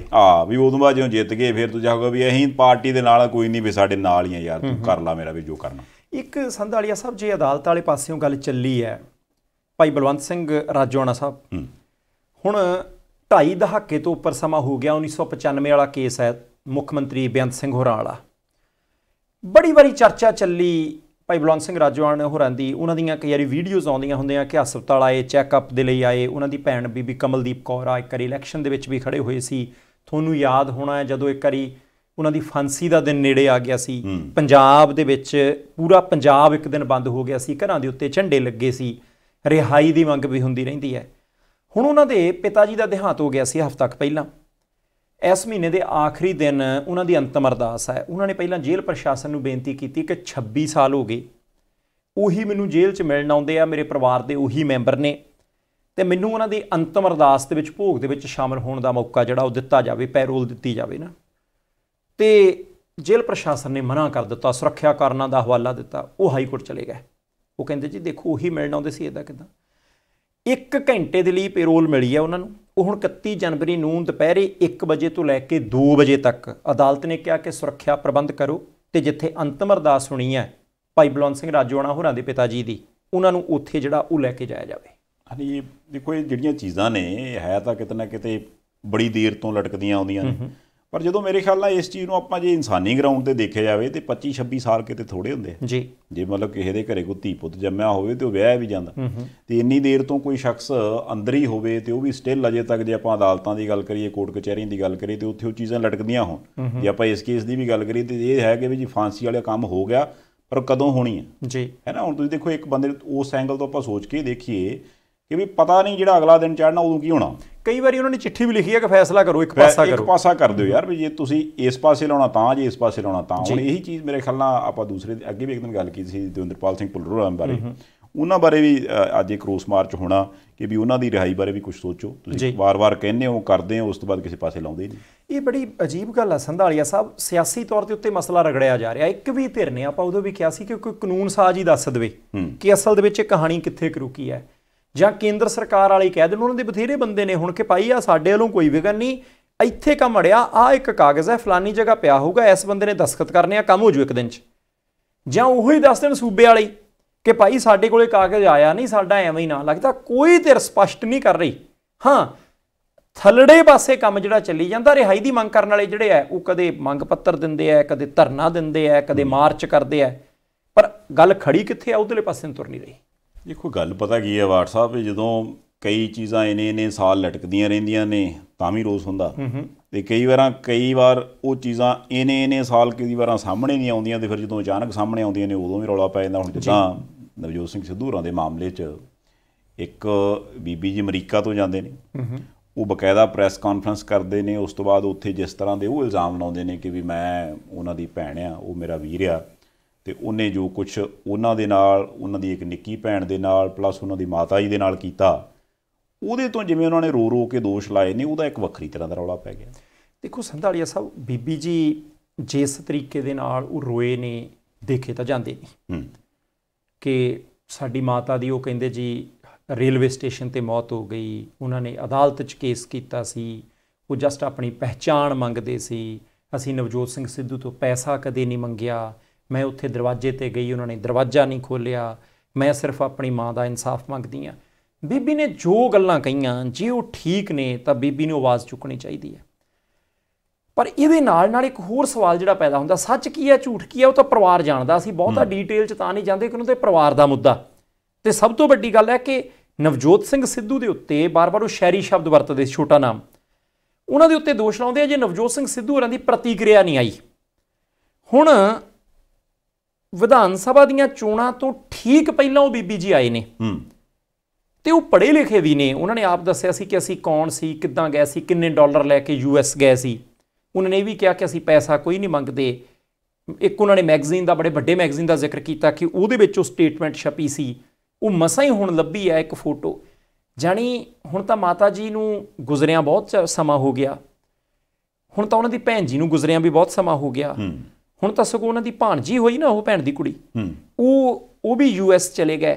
ਜਾਣੀ ਜੇ ਕਿਸੇ ਨਾਲ ਧੱਕਾ ਹੋਇਆ, ਜੇ ਕਿਸੇ ਨੇ ਧੱਕਾ ਕੀਤਾ ਤਾਂ ਬਹੁਤ ਗਲਤ ਹੈ। ਪਰ ਐਨ ਉਸ ਵੇਲੇ ਜਦੋਂ ਕਾਂਗਰਸ ਪਾਰਟੀ ਦੇ ਵਿੱਚੋਂ ਮੁੱਖ ਮੰਤਰੀ ਦੇ ਦਾਅਵੇਦਾਰ ਦਾ ਐਲਾਨ ਹੋਣ ਵਾਲਾ ਹੈ, ਐਨ ਉਸ ਵੇਲੇ ਜਦੋਂ ਬੜਾ ਸਖਤ ਮੁਕਾਬਲਾ ਹੋਣ ਵਾਲਾ, ਵਿਧਾਨ ਸਭਾ ਦੀਆਂ ਚੋਣਾਂ ਸਿਰ 'ਤੇ ਨੇ, ਉਹ ਬੀਬੀ ਜੀ ਆਏ ਨੇ, ਆਣ ਕੇ ਪ੍ਰੈਸ ਕਾਨਫਰੰਸ ਕੀਤੀ ਹੈ, ਬਾਰ-ਬਾਰ ਇਹ ਵੀ ਆਖਿਆ ਕਿ ਆਹ ਤਸਵੀਰ ਹੈ ਜੀ, ਅਸੀਂ ਖੜੇ ਹਾਂ। ਉਹ 2 ਸਾਲ ਦਾ ਕਹਿੰਦੇ ਸੀ। ਮੈਨੂੰ ਲੱਗਦਾ ਕਿ ਠੀਕ ਹੈ, ਤੁਸੀਂ ਪ੍ਰੈਸ, ਉਹ ਕਹਿੰਦੇ ਜੀ ਪਰਿਵਾਰ ਦਾ ਮਸਲਾ ਹੈ, ਅਸੀਂ ਆਪ ਦਾ ਝੱਗਾ ਨਹੀਂ ਸੀ ਚੱਕਣਾ ਚਾਹੁੰਦੇ ਪਰ ਸਾਨੂੰ ਚੱਕਣਾ ਪਿਆ। ਹਾਂ, ਜੇ ਕਾਨੂੰਨੀ ਤੌਰ ਦੇ ਉੱਤੇ ਨਵਜੋਤ, ਇਹ ਗੱਲ ਇੱਥੇ ਹੀ ਨਹੀਂ, ਆਪਾਂ ਹਰ ਬੰਦੇ ਨੂੰ ਕਹਿੰਦੇ ਹੁੰਦੇ, ਸਿਆਸੀ ਗੈਰ ਸਿਆਸੀ ਨੂੰ, ਕਿ ਠੀਕ ਹੈ ਸਾਨੂੰ ਪੱਤਰਕਾਰਾਂ ਨੂੰ ਖਬਰਾਂ ਚਾਹੀਦੀਆਂ, ਤੁਸੀਂ ਪ੍ਰੈਸ ਕਾਨਫਰੰਸ ਕਰੋ ਪਰ ਕਾਨੂੰਨੀ ਕਾਰਵਾਈ ਨਾਲ ਕਰੋ। ਹੁਣ ਉਹ ਬੀਬੀ ਜੀ ਵੀ ਪੜ੍ਹੇ ਲਿਖੇ ਨੇ, ਅਮਰੀਕਾ ਤੋਂ ਗਏ ਆ, ਇੱਕ ਦਾ ਵਕੀਲ ਵੀ ਹਾਇਰ ਕਰੇ ਹੀ ਸਕਦੇ ਹੋਣੇ ਆ, ਤੇ ਉਸ ਸਥਿਤੀ ਦੇ ਵਿੱਚ ਉਹਨਾਂ ਨੂੰ ਕਾਨੂੰਨੀ ਕਾਰਵਾਈ ਨਾਲ ਕਰ ਲੈਣੀ ਚਾਹੀਦੀ ਹੈ। ਜੇ ਨਵਜੋਤ ਸਿੰਘ ਸਿੱਧੂ ਨੇ ਬਿਲਕੁਲ ਗਲਤ ਕੀਤਾ, ਪਰ ਬਹੁਤ ਸਾਰੇ ਲੋਕ ਇਸ ਟਾਈਮਿੰਗ ਦੇ ਉੱਤੇ ਥੋੜ੍ਹੇ ਜਿਹੇ ਚਿੰਤਤ ਜ਼ਰੂਰ ਨੇ ਕਿ ਭਾਈ ਇਹ ਕਨੈਕਸ਼ਨ ਜੁੜਦੇ ਕਿੱਧਰ ਨੂੰ ਆ। ਨਹੀਂ, ਇਹਦਾ ਤਾਂ ਇਲਜ਼ਾਮ ਨਵਜੋਤ ਸਿੰਘ ਸਿੱਧੂ ਦੀ ਪ੍ਰਤੀਕਿਰਿਆ ਤਾਂ ਨਹੀਂ ਆਈ, ਮੈਡਮ ਨਵਜੋਤ ਕੌਰ ਸਿੱਧੂ ਦੀ ਪ੍ਰਤੀਕਿਰਿਆ ਆਈ। ਉਹਨਾਂ ਨੇ ਜਿੱਦਾਂ ਕਨੈਕਸ਼ਨ ਜੋੜਿਆ, ਉੱਤੇ ਤੇ ਜਾਣ ਤੋਂ ਪਹਿਲਾਂ ਉਹਨਾਂ ਨੇ ਥੋੜ੍ਹਾ ਜਿਹਾ ਕਲੀਅਰ ਕਰਨ ਦੀ ਕੋਸ਼ਿਸ਼ ਕੀਤੀ। ਜਿੰਨਾ ਕੋ ਕਹਿੰਦੇ ਨੇ ਸੱਚ ਝੂਠ ਤਾਂ ਚਲੋ ਪਰਿਵਾਰ ਜਾਣਦਾ ਹੋਊਗਾ, ਵੀ ਜਿਸ ਬੀਬੀ ਜੀ ਗੱਲ ਕਰਦੇ ਨੇ ਮਾਤਾ ਜੀ ਦੀ, ਉਹ ਮਾਤਾ ਜੀ ਦਾ ਤੇ ਨਵਜੋਤ ਸਿੰਘ ਸਿੱਧੂ ਦਾ ਰਿਸ਼ਤਾ ਤਾਂ ਹੈ, ਪਰ ਇਹ ਜਿਹੜੇ ਬੀਬੀ ਜੀ ਨੇ, ਇਹ ਉਹਨਾਂ ਦੇ ਸਕੇ ਭੈਣ ਜੀ ਨਹੀਂ ਹੈਗੇ। ਯਾਨੀ ਕਿ ਇਹਨਾਂ ਦੇ ਪਿਤਾ ਜੀ ਤੇ ਨਵਜੋਤ ਸਿੰਘ ਸਿੱਧੂ ਦੇ ਪਿਤਾ ਜੀ ਵੱਖੋ ਵੱਖ ਨੇ, ਮਾਤਾ ਇੱਕ ਸੀ ਜੋ ਉਹਨਾਂ ਨੇ ਕਿਹਾ। ਉਹਨਾਂ ਦੇ ਅਕੋਰਡਿੰਗਲੀ ਉਹਨਾਂ ਦਾ ਜਿਹੜਾ ਰਿਸ਼ਤਾ ਸੀ ਉਹ ਕੋਈ ਬਹੁਤਾ ਠੀਕ ਨਹੀਂ ਸੀਗਾ, ਤੇ 7-8 ਸਾਲ ਦੇ ਸੀਗੇ ਜਦੋਂ ਤੋਂ ਨਵਜੋਤ ਸਿੰਘ ਸਿੱਧੂ ਸਾਹਿਬ ਨੇ ਦੱਸਿਆ ਹੋਊਗਾ ਵੀ ਉਹ ਕਾਨੂੰਨੀ ਤੌਰ 'ਤੇ ਵੱਖ ਹੋ ਗਏ ਸੀ, ਉਹ ਅਲੱਗ ਰਹਿੰਦੇ ਸੀ। ਤੇ ਇਹ ਜਿਹੜੀਆਂ ਬੇਟੀਆਂ ਸੀ, ਉਦੋਂ ਤਾਂ ਬੇਟੀਆਂ ਸੀ ਛੋਟੀਆਂ, ਉਹ ਆਪਣੀਆਂ ਬੇਟੀਆਂ ਨੂੰ, ਕਿਉਂਕਿ ਉਹ ਪਹਿਲਾਂ ਵਿਆਹ ਤੋਂ ਸੀਗੀਆਂ ਤੇ ਵਿਆਹ ਸੈਪਰੇਟ ਹੋਣ ਤੋਂ ਬਾਅਦ ਫਿਰ ਉਹ ਵੱਖਰੀਆਂ ਆਪਣੀ ਮਾਂ ਦੇ ਨਾਲ ਚਲੇ ਗਈਆਂ। ਨਵਜੋਤ ਸਿੰਘ ਸਿੱਧੂ ਇਕੱਲੇ ਬੱਚੇ ਸੀ ਆਪਣੇ ਫਾਦਰ ਸਾਹਿਬ ਦੇ, ਉਹ ਆਪਣੇ ਪਿਤਾ ਜੀ ਨਾਲ ਰਹਿੰਦੇ ਸੀ। ਤੇ according to madam Navjot Kaur Sidhu ਕਿ ਜਦੋਂ ਉਹ ਵਿਆਹੇ ਆਏ ਨੇ, ਉਦੋਂ ਨਵਜੋਤ ਸਿੰਘ ਸਿੱਧੂ ਇਕੱਲੇ ਸੀਗੇ, ਤੇ ਉਹਨਾਂ ਦੇ ਵਿਲ 'ਚ ਵੀ ਇਹੋ ਲਿਖਿਆ ਵੀ ਓਨਲੀ ਚਾਈਲਡ ਨੇ। ਸੰਧਾਲੀਆ ਸਾਹਿਬ, ਤੁਸੀਂ ਦੇਖੋ ਇਸ ਗੱਲ ਦਾ ਜ਼ਿਕਰ ਉਹ ਮੈਡਮ ਹੋਰਾਂ ਨੇ ਆਪਣੀ ਪ੍ਰੈਸ ਕਾਨਫਰੰਸ 'ਚ ਨਹੀਂ ਕੀਤਾ, ਉਹਨਾਂ ਨੇ ਬਾਕੀ ਗੱਲਾਂ ਬਹੁਤ ਡਿਟੇਲ 'ਚ ਦੱਸੀਆਂ, ਤਰੀਕਾਂ ਦੱਸੀਆਂ, ਸਾਰਾ ਕੁਝ ਦੱਸਿਆ। ਦੇਖੋ ਕੋਈ ਵੀ ਬੰਦਾ ਉਹ ਇਕੱਲਾ ਦੁਨੀਆ ਤੋਂ ਨਹੀਂ ਜਾਣਾ ਚਾਹੀਦਾ ਜਦੋਂ ਉਹਦਾ ਭਰਿਆ ਪੂਰਾ ਪਰਿਵਾਰ ਹੈ, ਪਰ ਜਦੋਂ ਆਪਾਂ ਕਿਉਂਕਿ ਇਹਦੇ ਵਿੱਚ ਪਰਿਵਾਰ ਆ ਜਾਂਦਾ, ਇਹਦੇ ਵਿੱਚ ਭਾਵਨਾਵਾਂ ਆ ਜਾਂਦੀਆਂ। ਉਹ ਵੀ ਹੁਣ ਕਹਿੰਦੇ 70 ਸਾਲ ਉਹਨਾਂ ਨੇ ਉਮਰ ਦੱਸੀ ਆਪਣੀ ਕਿ ਮੇਰੀ 70 ਸਾਲ ਦੇ ਕਰੀਬ ਉਮਰ ਹੋ ਗਈ ਹੈ। 70 ਮੇਰਾ ਖਿਆਲ ਉਹ ਇਹ ਦੱਸਦੇ ਵੀ 70 ਮੇਰੀ ਉਮਰ ਹੈ, 15 ਸਾਲ ਮੈਂ ਵੱਡੀ ਹਾਂ ਸ਼ਹਿਰੀ ਤੋਂ ਜੀ। ਪਰ ਜੇ ਸ਼ਹਿਰੀ ਉਹਨਾਂ ਦੀ ਗੱਲ ਕਰੀਏ ਮਤਲਬ 57 58 ਦੇ ਉਹ ਨੇ, ਉਸ ਹਿਸਾਬ ਨਾਲ ਉਹ 72 73 ਦੇ ਹੋਣਗੇ, ਜਾਂ ਹੋ ਸਕਦਾ ਉਹਨਾਂ ਨੇ ਅੰਦਾਜ਼ੇ ਨਾਲ ਦੱਸਤਾ ਹੋਵੇ ਵੀ 14 15 ਸਾਲ ਮੈਂ ਵੱਡੀ। ਵਿੱਚ ਇਹ ਵੀ ਜ਼ਿਕਰ ਆਈ ਜਾਂਦਾ ਸੀ ਕਿ ਉਹ ਮਾਤਾ ਜੀ ਜਦੋਂ ਉਹਦੇ ਕੋਲੇ ਗਏ ਕਿ ਪੁੱਤ ਇਹ ਸਟੇਟਮੈਂਟ ਕਿਉਂ ਦਿੱਤੀ, ਉਹ ਕਹਿੰਦੇ ਮੈਂ ਦਿੱਤੀ ਨਹੀਂ। ਉਹ ਕਹਿੰਦੇ ਜੀ ਤੂੰ ਕੋਈ ਨਹੀਂ ਕੇਸ ਵੀ ਕਰੋ, ਕੋਈ ਗੱਲ ਨਹੀਂ। ਜਾਣੀ ਹੁਣ ਦਰਵਾਜ਼ਾ ਨਾ ਖੁੱਲ੍ਹਣ ਦੀ ਗੱਲ ਆਉਂਦੀ ਹੈ, ਪਰ ਜਦੋਂ ਮਾਤਾ ਜੀ ਜਿਉਂਦੇ ਸੀ ਉਦੋਂ ਆਪ ਹੀ ਕਹਿੰਦੇ ਆ ਕਿ ਭਾਈ ਉਹਨੂੰ ਮਿਲਦੇ ਵੀ ਸੀ, ਉਹ ਕਹਿੰਦੇ ਸੀ ਮੈਂ ਨਾਲ ਚੱਲੂੰਗਾ। ਸੋ ਬਹੁਤ ਸਾਰੀਆਂ ਚੀਜ਼ਾਂ ਨੇ, ਸਾਨੂੰ 1 ਮਿੰਟ ਦੇ ਵਿੱਚ ਹੀ ਇਸ ਮਸਲੇ ਦੇ ਉੱਤੇ ਕੋਈ ਫੈਸਲਾ ਕੁਨ ਮੋੜ ਦੇ ਉੱਤੇ ਨਹੀਂ ਅੱਪੜ ਜਾਣਾ ਚਾਹੀਦਾ। ਨਵਜੋਤ ਸਿੰਘ ਸਿੱਧੂ ਹੋਰੀ ਭੜਕ ਨੂੰ ਕੀ ਪ੍ਰਤੀਕਿਰਿਆ ਦਿੰਦੇ ਆ, ਤੇ ਸਭ ਤੋਂ ਵੱਡੀ ਗੱਲ ਇਲਜ਼ਾਮ ਲਾ ਦਿੱਤੇ ਨੇ, ਠੀਕ ਹੈ। ਉਹ ਪਹਿਲਾਂ ਕੈਬਨਿਟ ਮੰਤਰੀ ਵੀ ਰਹੇ ਆ, ਉਹ ਪਹਿਲਾਂ ਮੈਂਬਰ ਪਾਰਲੀਮੈਂਟ ਵੀ ਰਹੇ ਆ, ਉਹ ਰਾਜ ਸਭਾ ਦੇ ਵਿੱਚ ਨੋਮੀਨੇਟ ਵੀ ਹੋਏ ਆ, ਉਹ ਕਮੈਂਟੇਟਰ ਵੀ ਤਕੜੇ ਹੁੰਦੇ ਸੀ। ਤੇ ਕਮੈਂਟੇਟਰ ਟੀਵੀ ਸਟਾਰ ਜਦੋਂ ਇਹ ਸਾਰੀਆਂ ਕੁਰਸੀਆਂ ਤੇ ਹੁੰਦੇ ਸੀ ਉਦੋਂ ਇਹ ਸਾਰੀਆਂ ਘਟਨਾਵਾਂ ਘਟ ਚੁੱਕੀਆਂ ਸੀ, ਕਿਉਂਕਿ ਉਹ 86 ਤੋਂ 90 ਦੇ ਵਿਚਾਲੇ ਦੀਆਂ ਘਟਨਾਵਾਂ ਹੀ ਨਾ ਸਾਰੀਆਂ। ਤੇ ਅੱਜ 90 ਤੋਂ ਲੈ ਕੇ 2000, 2000 ਤੋਂ ਲੈ ਕੇ 2010, 2010 ਤੋਂ ਲੈ ਕੇ 220, ਜਾਣੀ 30-32 ਸਾਲ ਬਾਅਦ ਅਚਾਨਕ ਇਹ ਚੀਜ਼ਾਂ ਜਦੋਂ ਸਾਹਮਣੇ ਆਉਂਦੀਆਂ ਤਾਂ ਫਿਰ ਕਿਤੇ ਨਾ ਕਿਤੇ ਲੋਕ ਟਾਈਮਿੰਗ ਦੇ ਉੱਤੇ ਥੋੜਾ ਜਿਹਾ ਹੈਰਾਨ ਜ਼ਰੂਰ ਨੇ। ਨਹੀਂ ਉਹ ਤਾਂ ਹੈਗੇ ਨੇ, ਜਿੱਦਾਂ ਮੈਂ ਦੱਸ ਰਿਹਾ ਸੀ ਵੀ ਮੈਡਮ ਨਵਜੋਤ ਕੌਰ ਸਿੱਧੂ ਹੋਰਾਂ ਪੁੱਛਣ ਤੇ ਹੁਣ ਆਪਣੇ ਭਾਈਚਾਰੇ ਨੇ ਤੇ ਪੁੱਛਣਾ ਹੀ ਆ ਸਵਾਲ ਵੀ ਤੁਹਾਨੂੰ ਕੀ ਜਾਪਦਾ ਬਣਦਾ ਵੀ ਹੈ ਨਾ। ਉਹ ਕਹਿੰਦੇ ਲੈ ਉਹ ਤਾਂ ਕੋਈ ਲੈ ਆ ਹੋਊਗਾ ਜੀ ਮਜੀਠੀਆ, ਜਿੱਦਾਂ ਦਾ ਉਹਨਾਂ ਦਾ ਸਟਾਈਲ ਹੀ ਆ ਵੀ ਕਹਿੰਦੇ ਤੁਰ ਕੇ ਚਲੇ ਜਾਂਦੇ ਨੇ ਉਹ, ਹੈ ਨਾ। ਹੁਣ ਚਲੋ ਉਹਦੇ 'ਚ ਕੀ ਸੱਚ ਹੈ ਕੀ ਝੂਠ ਹੈ, ਆਪਾਂ ਸਿਰਫ ਇਹ ਗੱਲ ਕਰਦੇ ਹਾਂ ਵੀ ਜੇ ਤੇ ਇਹੋ ਜਿਹੇ ਰਿਸ਼ਤਿਆਂ ਦੇ, ਕਿਉਂਕਿ ਜੇ ਆਪਾਂ ਮਾਂ ਦੀ ਗੱਲ ਕਰੀਏ, ਭੈਣ ਦੀ ਗੱਲ ਕਰੀਏ, ਹੈ ਨਾ, ਇਹੋ ਜਿਹੇ ਰਿਸ਼ਤਿਆਂ ਦੇ ਉੱਪਰ ਵੀ ਸਿਆਸਤ ਆ ਕੇ ਤੇ ਆਪਾਂ ਸਿਆਸੀ ਖੇਡ ਆਉਣੀ ਹੈ, ਉਹ ਗੱਲ ਮਾੜੀ ਹੈ। ਇਹਦੇ 'ਚ ਕੀ ਸੱਚ ਝੂਠ ਆ ਉਹ ਜ਼ਰੂਰ ਸਾਹਮਣੇ ਆ ਜਾਣਾ ਚਾਹੀਦਾ, ਕਿਉਂਕਿ ਦੇਖੋ ਪਰਿਵਾਰਾਂ ਦੇ ਰੌਲੇ, ਪਰਿਵਾਰਾਂ ਦੇ ਮਸਲੇ ਦੁਨੀਆ 'ਚ ਹਰੇਕ ਥਾਂ ਹੁੰਦੇ ਨੇ, ਕਿੱਥੇ ਨਹੀਂ ਹੁੰਦੇ। ਪਰ ਜੇ ਉਹਦੇ ਨੂੰ ਵਾਕਿਆ ਕੋਈ ਸਿਆਸੀ ਲਾਹੇ ਦੇ ਲਈ ਇੱਧਰ ਉੱਧਰ ਵਰਤਿਆ ਜਾ ਰਿਹਾ, ਉਹ ਗੱਲ ਮਾੜੀ ਹੈ। ਨਹੀਂ ਬਿਲਕੁਲ ਠੀਕ ਹੈ ਜੀ ਇਹ ਤੁਹਾਡੀ ਗੱਲ। ਹੁਣ ਸੰਧਾਲੀਆ ਸਾਹਿਬ ਆਪਾਂ ਬਿਕਰਮ ਸਿੰਘ ਮਜੀਠੀਆ ਹੋਰਾਂ ਦੀ ਗੱਲ ਕਰਦੇ, ਉਹਨਾਂ ਨੇ ਕਾਗਜ਼ ਦਾਖਲ ਕੀਤੇ ਆ। ਉਹ ਕਹਿੰਦੇ ਮੈਨੂੰ ਨਹੀਂ ਪਤਾ 31 ਜਨਵਰੀ ਤੋਂ ਬਾਅਦ ਕੀ ਹੋਣਾ ਹੈ, ਪਰ ਅੰਮ੍ਰਿਤਸਰ ਪੂਰਬੀ ਹਲਕੇ ਦੇ ਲੋਕ, ਜਿੱਥੋਂ ਮੇਰਾ ਨਵਜੋਤ ਸਿੰਘ ਸਿੱਧੂ ਦੇ ਨਾਲ ਮੁਕਾਬਲਾ ਹੈ, ਉੱਥੋਂ ਦੇ ਲੋਕਾਂ ਦੇ ਲਈ ਤਾਂ ਕਹਿੰਦੇ ਕੋਈ ਸੋਚਣ ਦੀ ਲੋੜ ਹੀ ਨਹੀਂ। ਉਹਨਾਂ ਲੋਕਾਂ ਨੇ ਅੰਮ੍ਰਿਤਸਰ ਪੂਰਬੀ ਦੇਖ ਲੈਣਾ ਕਿ ਇੱਥੇ ਡਿਵੈਲਪਮੈਂਟ ਕਿੰਨੀ ਹੋਈ ਹੈ, ਤੇ ਦੂਸਰਾ ਮੇਰਾ ਹਲਕਾ ਮਜੀਠਾ ਦੇਖ ਲੈਣਾ ਹੈ। ਉਹਨਾਂ ਲੋਕਾਂ ਨੂੰ ਕਹਿੰਦੇ ਵੋਟਾਂ ਪਾਉਣੀਆਂ ਹੀ ਪੈਣੀਆਂ, ਮੈਂ ਵਿਕਾਸ ਬੜਾ ਕੀਤਾ ਤੇ ਬੰਦਾ ਕਦੇ ਵੜਿਆ ਹੀ ਨਹੀਂ ਆਪਣੇ ਹਲਕੇ 'ਚ। ਇੱਥੇ ਕਹਿੰਦੇ ਸੜਕਾਂ ਦੇ ਹਾਲਾਤ ਦੇਖ ਲਓ, ਸੀਵਰੇਜ ਦੇ ਹਾਲਾਤ ਦੇਖ ਲਓ, ਹੋਰ ਸਾਰਾ ਕੁਝ, ਜਿੱਥੇ ਕੂੜਾ ਕਰਕਟ ਸੁੱਟੀ ਦਾ ਉਹਦੇ ਹਾਲਾਤ ਦੇਖ ਲਓ। ਕਹਿੰਦੇ ਕੱਖ ਨਹੀਂ ਕੀਤਾ ਇਸ ਬੰਦੇ ਨੇ। ਮੈਂ ਇਲੈਕਸ਼ਨ ਥੋੜ੍ਹੀ ਲੜਦਾ ਸੀ, ਲੋਕ ਕਹਿੰਦੇ ਸੀ ਮਜੀਠੀਆ ਸਾਹਿਬ ਇੱਥੋਂ ਇਲੈਕਸ਼ਨ ਲੜੋ। ਉਹਨਾਂ ਨੂੰ ਪੁੱਛਿਆ ਸੀ ਨਾ ਕਿ ਜੇ 31 ਜਨਵਰੀ ਨੂੰ ਜਦੋਂ ਤੱਕ ਤੁਹਾਡੇ ਕੋਲ ਛੂਟ ਹੈ, ਬਾਅਦ 'ਚ ਕੋਈ ਫੈਸਲਾ ਹੋਰ ਤਰ੍ਹਾਂ ਦਾ ਆ ਗਿਆ, ਉਹ ਕਹਿੰਦੇ ਮੈਨੂੰ ਨਹੀਂ ਲੋੜ, ਇਹ ਇਲੈਕਸ਼ਨ ਤਾਂ ਲੋਕਾਂ ਨੇ ਆਪੇ ਹੀ ਲੜਨੀ ਹੈ, ਤੁਸੀਂ ਦੇਖਿਓ ਸਹੀ ਸਿੱਧੂ ਸਾਹਿਬ ਭੱਜਦੇ ਕਿੱਦਾਂ ਅੱਗੇ ਅੱਗੇ। ਹਾਂਜੀ ਇਹ ਤਾਂ ਹੈ। ਬਾਕੀ ਉਹਨਾਂ ਸਾਲ ਵੀ ਗਿਣੇ, ਕਹਿੰਦੇ ਵੀ 18 ਸਾਲ ਹੋ ਗਏ ਆ ਜੀ ਸਿੱਧੂ ਸਾਹਿਬ ਨੂੰ ਇਸ ਪਾਸੇ ਸਿਆਸਤ 'ਚ ਆਇਆ। ਤੇ ਫਿਰ ਉਹਨਾਂ ਨੇ ਸ਼ਬਦ ਇਹ ਵੀ ਵਰਤਿਆ, ਕਹਿੰਦੇ ਵੀ ਜਿਹਦੇ ਨਾਲ ਲੱਗਦੇ ਆ ਉਹਨੂੰ ਵਾ ਠੱਗ ਕੇ ਨਿਕਲ ਜਾਂਦੇ ਆ। ਉਹ ਵਿਚਾਰਾ ਬਾਅਦ 'ਚ ਆਪਣਾ ਨੂੰ ਠੱਗਿਆ ਮਹਿਸੂਸ ਕਰਦਾ। ਫਿਰ ਉਹਨਾਂ ਨੇ ਪਾਰਟੀਆਂ ਵੀ ਗਿਣੀਆਂ ਵੀ ਪਹਿਲਾਂ ਇਸ ਪਾਰਟੀ ਸੀ, ਫਿਰ ਇਸ ਪਾਰਟੀ ਸੀ, ਫਿਰ ਇਹਦੇ ਨਾਲ ਵੀ ਰਹੇ, ਫਿਰ ਉਹਦੇ ਨਾਲ ਵੀ ਰਹੇ। ਕਹਿੰਦੇ ਵੀ ਇਹਨਾਂ ਚਿਰ ਜਿਹੜਾ ਬੰਦਾ ਸੱਤਾ 'ਚ ਰਿਹਾ, ਉਸ ਤੋਂ ਬਾਅਦ ਵੀ ਜਿਸ ਹਲਕੇ ਜਾਂ ਜਿਸ ਜਗ੍ਹਾ ਨੇ ਅੰਮ੍ਰਿਤਸਰ ਨੇ ਇੰਨਾ ਮਾਣ ਸਨਮਾਨ ਬਖਸ਼ਿਆ ਹੋਵੇ, ਉਹ ਲੋਕ ਵਿਚਾਰੇ ਸਟਿਲ ਡੀਕਦੇ ਹੁਣ ਵੀ ਯਾਰ ਸਾਡਾ ਲੀਡਰ ਹੈ ਕਿੱਥੇ। ਇਹ ਮਜੀਠੀਆ ਸਾਹਿਬ ਨੇ ਗੱਲ ਠੀਕ ਕੀਤੀ ਹੈ। ਕੈਲਕੂਲੇਟ ਕਰਨਾ ਚਾਹੀਦਾ। ਇੱਕ MP ਦੇ ਤੌਰ ਤੇ 2 ਸਾਲ ਕੈਬਨਿਟ ਮਿਨਿਸਟਰੀ ਦੇ ਥੋੜ੍ਹੇ ਹੁੰਦੇ ਆ। ਜੇ ਨਵਜੋਤ ਸਿੰਘ ਸਿੱਧੂ ਆਪਦੇ ਹਲਕੇ ਦਾ ਵਿਕਾਸ ਨਹੀਂ ਕਰ ਸਕੇ ਤਾਂ ਪੰਜਾਬ ਡਿਵੈਲਪ ਕਿੱਦਾਂ ਕਰਨਾ ਹੈ। ਪਰ ਇੱਕ ਸਵਾਲ ਨਾਲ ਲੱਗਦਾ ਸੰਧਾਲੀਆ ਸਾਹਿਬ ਹੋਰ ਮਨ 'ਚ ਆਉਂਦਾ ਹੈ। ਮਜੀਠੀਆ ਸਾਹਿਬ ਨੇ ਉੱਥੇ ਇੱਕ ਲਾਈਨ ਵਰਤੀ ਸੀ, ਉਹ ਕਹਿੰਦੇ ਜੀ ਨਾ MLA ਹੁੰਦਿਆਂ ਕੁਛ ਕੀਤਾ, ਨਾ ਕੈਬਨਿਟ ਮੰਤਰੀ ਹੁੰਦਿਆਂ ਕੁਛ ਕੀਤਾ, ਨਾ ਸਰਕਾਰ ਹੁੰਦਿਆਂ, ਨਾ MP ਹੁੰਦਿਆਂ। ਮੈਨੂੰ ਮਜੀਠੀਆ ਸਾਹਿਬ ਦੀਆਂ ਉਹ ਸਟੇਟਮੈਂਟਾਂ ਵਿੱਚ ਚੇਤੇ ਆਉਂਦੀਆਂ, ਕਹਿੰਦੇ ਸੀ MP ਤਾਂ ਮੈਂ ਬਣਾਉਂਦਾ ਰਿਹਾ, ਜੇ ਉਹ MP ਹੁੰਦਿਆਂ ਫੇਲ ਹੋ ਗਿਆ ਸੀ, ਦੂਜੀ ਵਾਰੀ ਬਣਾਉਣਾ ਹੀ ਕਾਹਤੋਂ ਸੀ। ਦੂਜੀ ਵਾਰੀ ਵੈਸੇ ਹੀ ਗੱਲ ਕਰਦਾ, ਦੂਜੀ ਵਾਰੀ ਉਹਦੇ ਹੱਕ 'ਚ ਪ੍ਰਚਾਰ ਕਹਿੰਦੇ ਹੁੰਦੇ ਆ ਨਾ ਕਿ ਸਭ ਤੋਂ ਵੱਧ ਲੀਡ ਮੈਂ ਲੈ ਕੇ ਦਿੰਦਾ ਰਿਹਾ, ਨਹੀਂ ਤਾਂ ਨਵਜੋਤ ਸਿੰਘ ਸਿੱਧੂ MP ਬਣਦਾ ਕਿੱਥੇ ਸੀ। ਦੂਸਰੀ ਗੱਲ, ਇਹ ਨਵਜੋਤ ਸਿੰਘ ਸਿੱਧੂ ਦੀ ਬਹੁਤ ਵੱਡੀ ਗਲਤੀ ਹੋਏਗੀ ਜੇ ਉਹਨੇ ਆਪਣੇ ਹਲਕੇ ਦਾ ਪ੍ਰਚਾਰ ਜਿਹੜਾ ਵਿਕਾਸ ਨਹੀਂ ਕੀਤਾ। ਪਰ ਮੈਨੂੰ ਇਹ ਚੇਤਾ ਆ ਰਿਹਾ ਹੈ ਕਿ ਸ਼ਾਇਦ 8-10 ਸਾਲ ਮਜੀਠੀਆ ਸਾਹਿਬ ਵੀ ਕੈਬਨਿਟ ਮਿਨਿਸਟਰ ਰਹੇ ਨੇ, ਤੇ ਕੈਬਨਿਟ ਮੰਤਰੀ ਆਪਣੇ ਹਲਕੇ ਦਾ ਤਾਂ ਹੁੰਦਾ ਨਹੀਂ। ਕੈਬਨਿਟ ਮੰਤਰੀ ਹੁੰਦਿਆਂ, ਆਪਣੀ ਸਰਕਾਰ ਹੁੰਦਿਆਂ 10 ਸਾਲਾਂ ਦੇ ਵਿੱਚ ਜਿੱਥੇ ਮਜੀਠੇ ਦੀ ਡਿਵੈਲਪਮੈਂਟ ਕੀਤੀ, ਅੰਮ੍ਰਿਤਸਰ ਪੂਰੀ ਵੀ ਕਰ ਦਿੰਦੇ। ਲਾਗੇ ਹੀ ਸੀਗਾ ਉਦੋਂ, ਤੇ ਵੇਰਕਾ ਹੀ ਵੱਜਦਾ ਸੀ, ਮਜੀਠਿਓਂ ਮੇਰਾ ਕਿਹੜਾ ਦੂਰ ਆ। ਵੈਸੇ ਗੱਲ ਹੀ ਆ। ਹਾਂ ਨਹੀਂ ਗੱਲ ਬਿਲਕੁਲ ਸਹੀ ਆ, ਪਰ ਕਾਰਨ ਇਹ ਆ ਨਾ, ਦੇਖੋ ਸਿਆਸਤ ਹੈ। ਹੁਣ ਵੀ ਜਦੋਂ ਇਹ ਸਾਰੀ ਗੱਲਬਾਤ ਕਰਦੇ ਸੀ ਤਾਂ ਉਦੋਂ ਜੋਸ਼ੀ ਸਾਹਿਬ ਲੈ ਦੱਸ ਹੱਸੀ ਜਾਂਦਾ ਬੰਦਾ। ਹੁਣ ਜੋਸ਼ੀ ਸਾਹਿਬ ਦੀ ਉਹ ਗੱਲ ਵੱਖਰੀ ਹੈ ਵੀ ਪਾਰਟੀ ਉਸ 'ਚ ਸੀਗੇ ਉਦੋਂ, ਤੇ ਉਹ ਸਾਰਾ ਕੁਝ ਜੋ ਕੁਛ ਚੱਲਦਾ ਰਿਹਾ ਉਦੋਂ ਸਾਰਿਆਂ ਨੂੰ ਪਤਾ ਹੀ ਹੈ।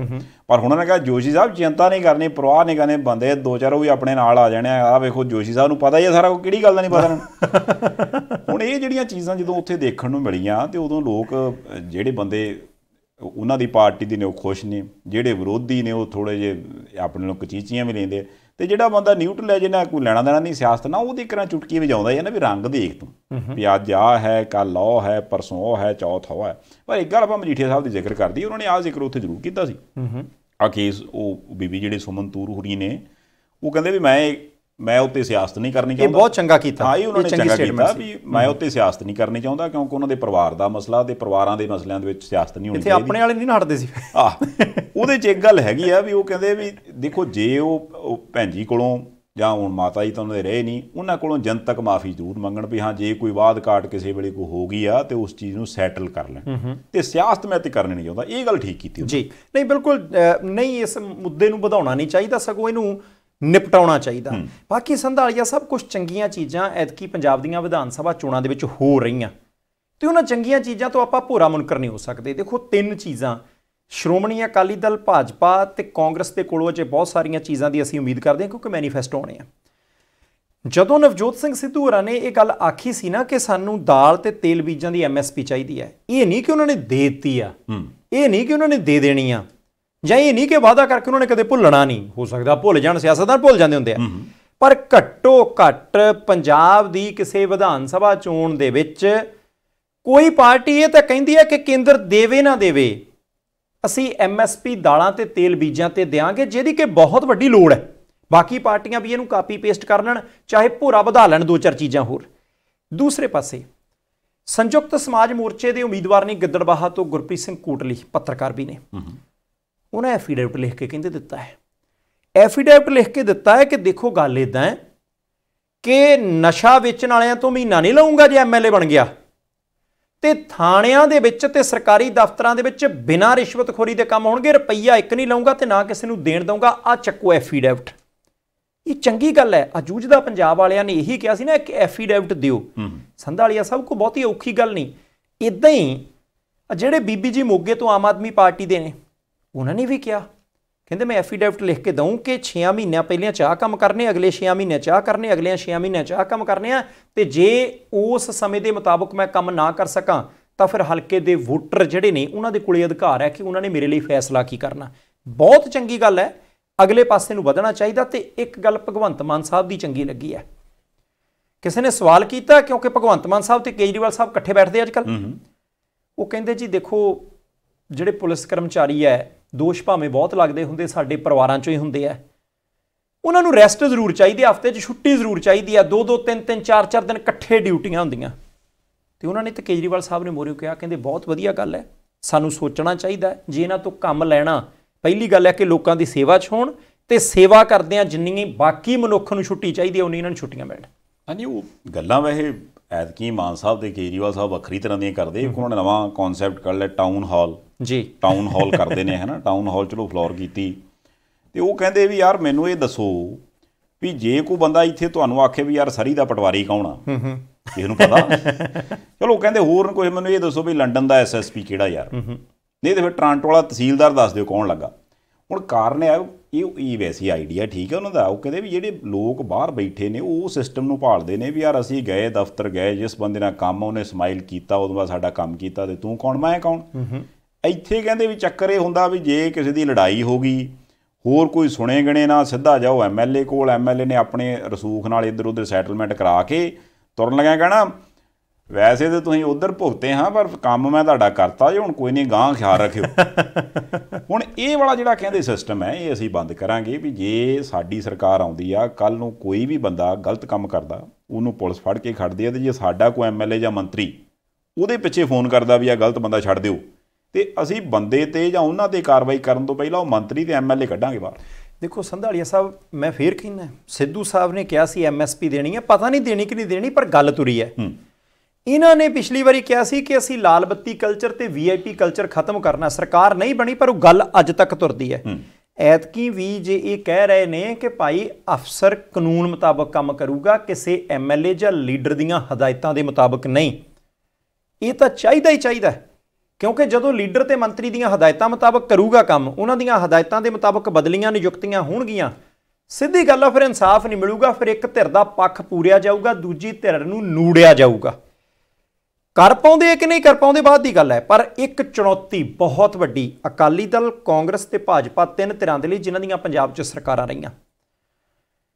10 ਸਾਲ 2017 ਤੋਂ 22 ਤੱਕ ਕਾਂਗਰਸ, 2 ਤੋਂ 7 ਤੱਕ ਕਾਂਗਰਸ, 10 ਸਾਲ ਹੋ ਗਏ ਨਾ। ਇਸੇ ਤਰੀਕੇ 7 ਤੋਂ 17 ਤੱਕ ਅਕਾਲੀ ਭਾਜਪਾ, 10 ਸਾਲ ਉਹਨਾਂ ਦੇ ਆ।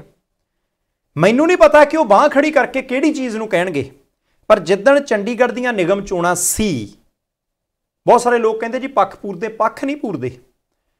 ਉਦੋਂ ਅਰਵਿੰਦ ਕੇਜਰੀਵਾਲ ਨੇ ਇੱਕੋ ਰੈਲੀ ਕੀਤੀ ਤੇ ਚੰਡੀਗੜ੍ਹ ਵਾਲਿਆਂ ਨੂੰ ਕਿਹਾ ਸੀ ਕਿ ਤੁਹਾਡਾ ਕੋਈ ਰਿਸ਼ਤੇਦਾਰ, ਕੋਈ ਜਾਣ ਪਛਾਣ ਵਾਲਾ ਦਿੱਲੀ ਹੈਗਾ, ਉਹਨੂੰ ਕਹੋ ਕਿ ਟੈਲੀਫੋਨ ਕਰਕੇ ਪੁੱਛੇ ਕਿ ਤੁਸੀਂ ਕੋਈ ਸਰਕਾਰੀ ਕਾਰਡ ਬਣਾਉਣਾ, ਬੰਦੇ ਤੁਹਾਡੇ ਘਰ ਆਉਂਦੇ ਕਿ ਨਹੀਂ ਆਉਂਦੇ, ਇੱਕ ਟੈਲੀਫੋਨ ਤੇ ਤੁਹਾਡੇ ਸਮੇਂ ਦੇ ਮੁਤਾਬਕ ਆਉਂਦੇ ਕਿ ਨਹੀਂ ਆਉਂਦੇ।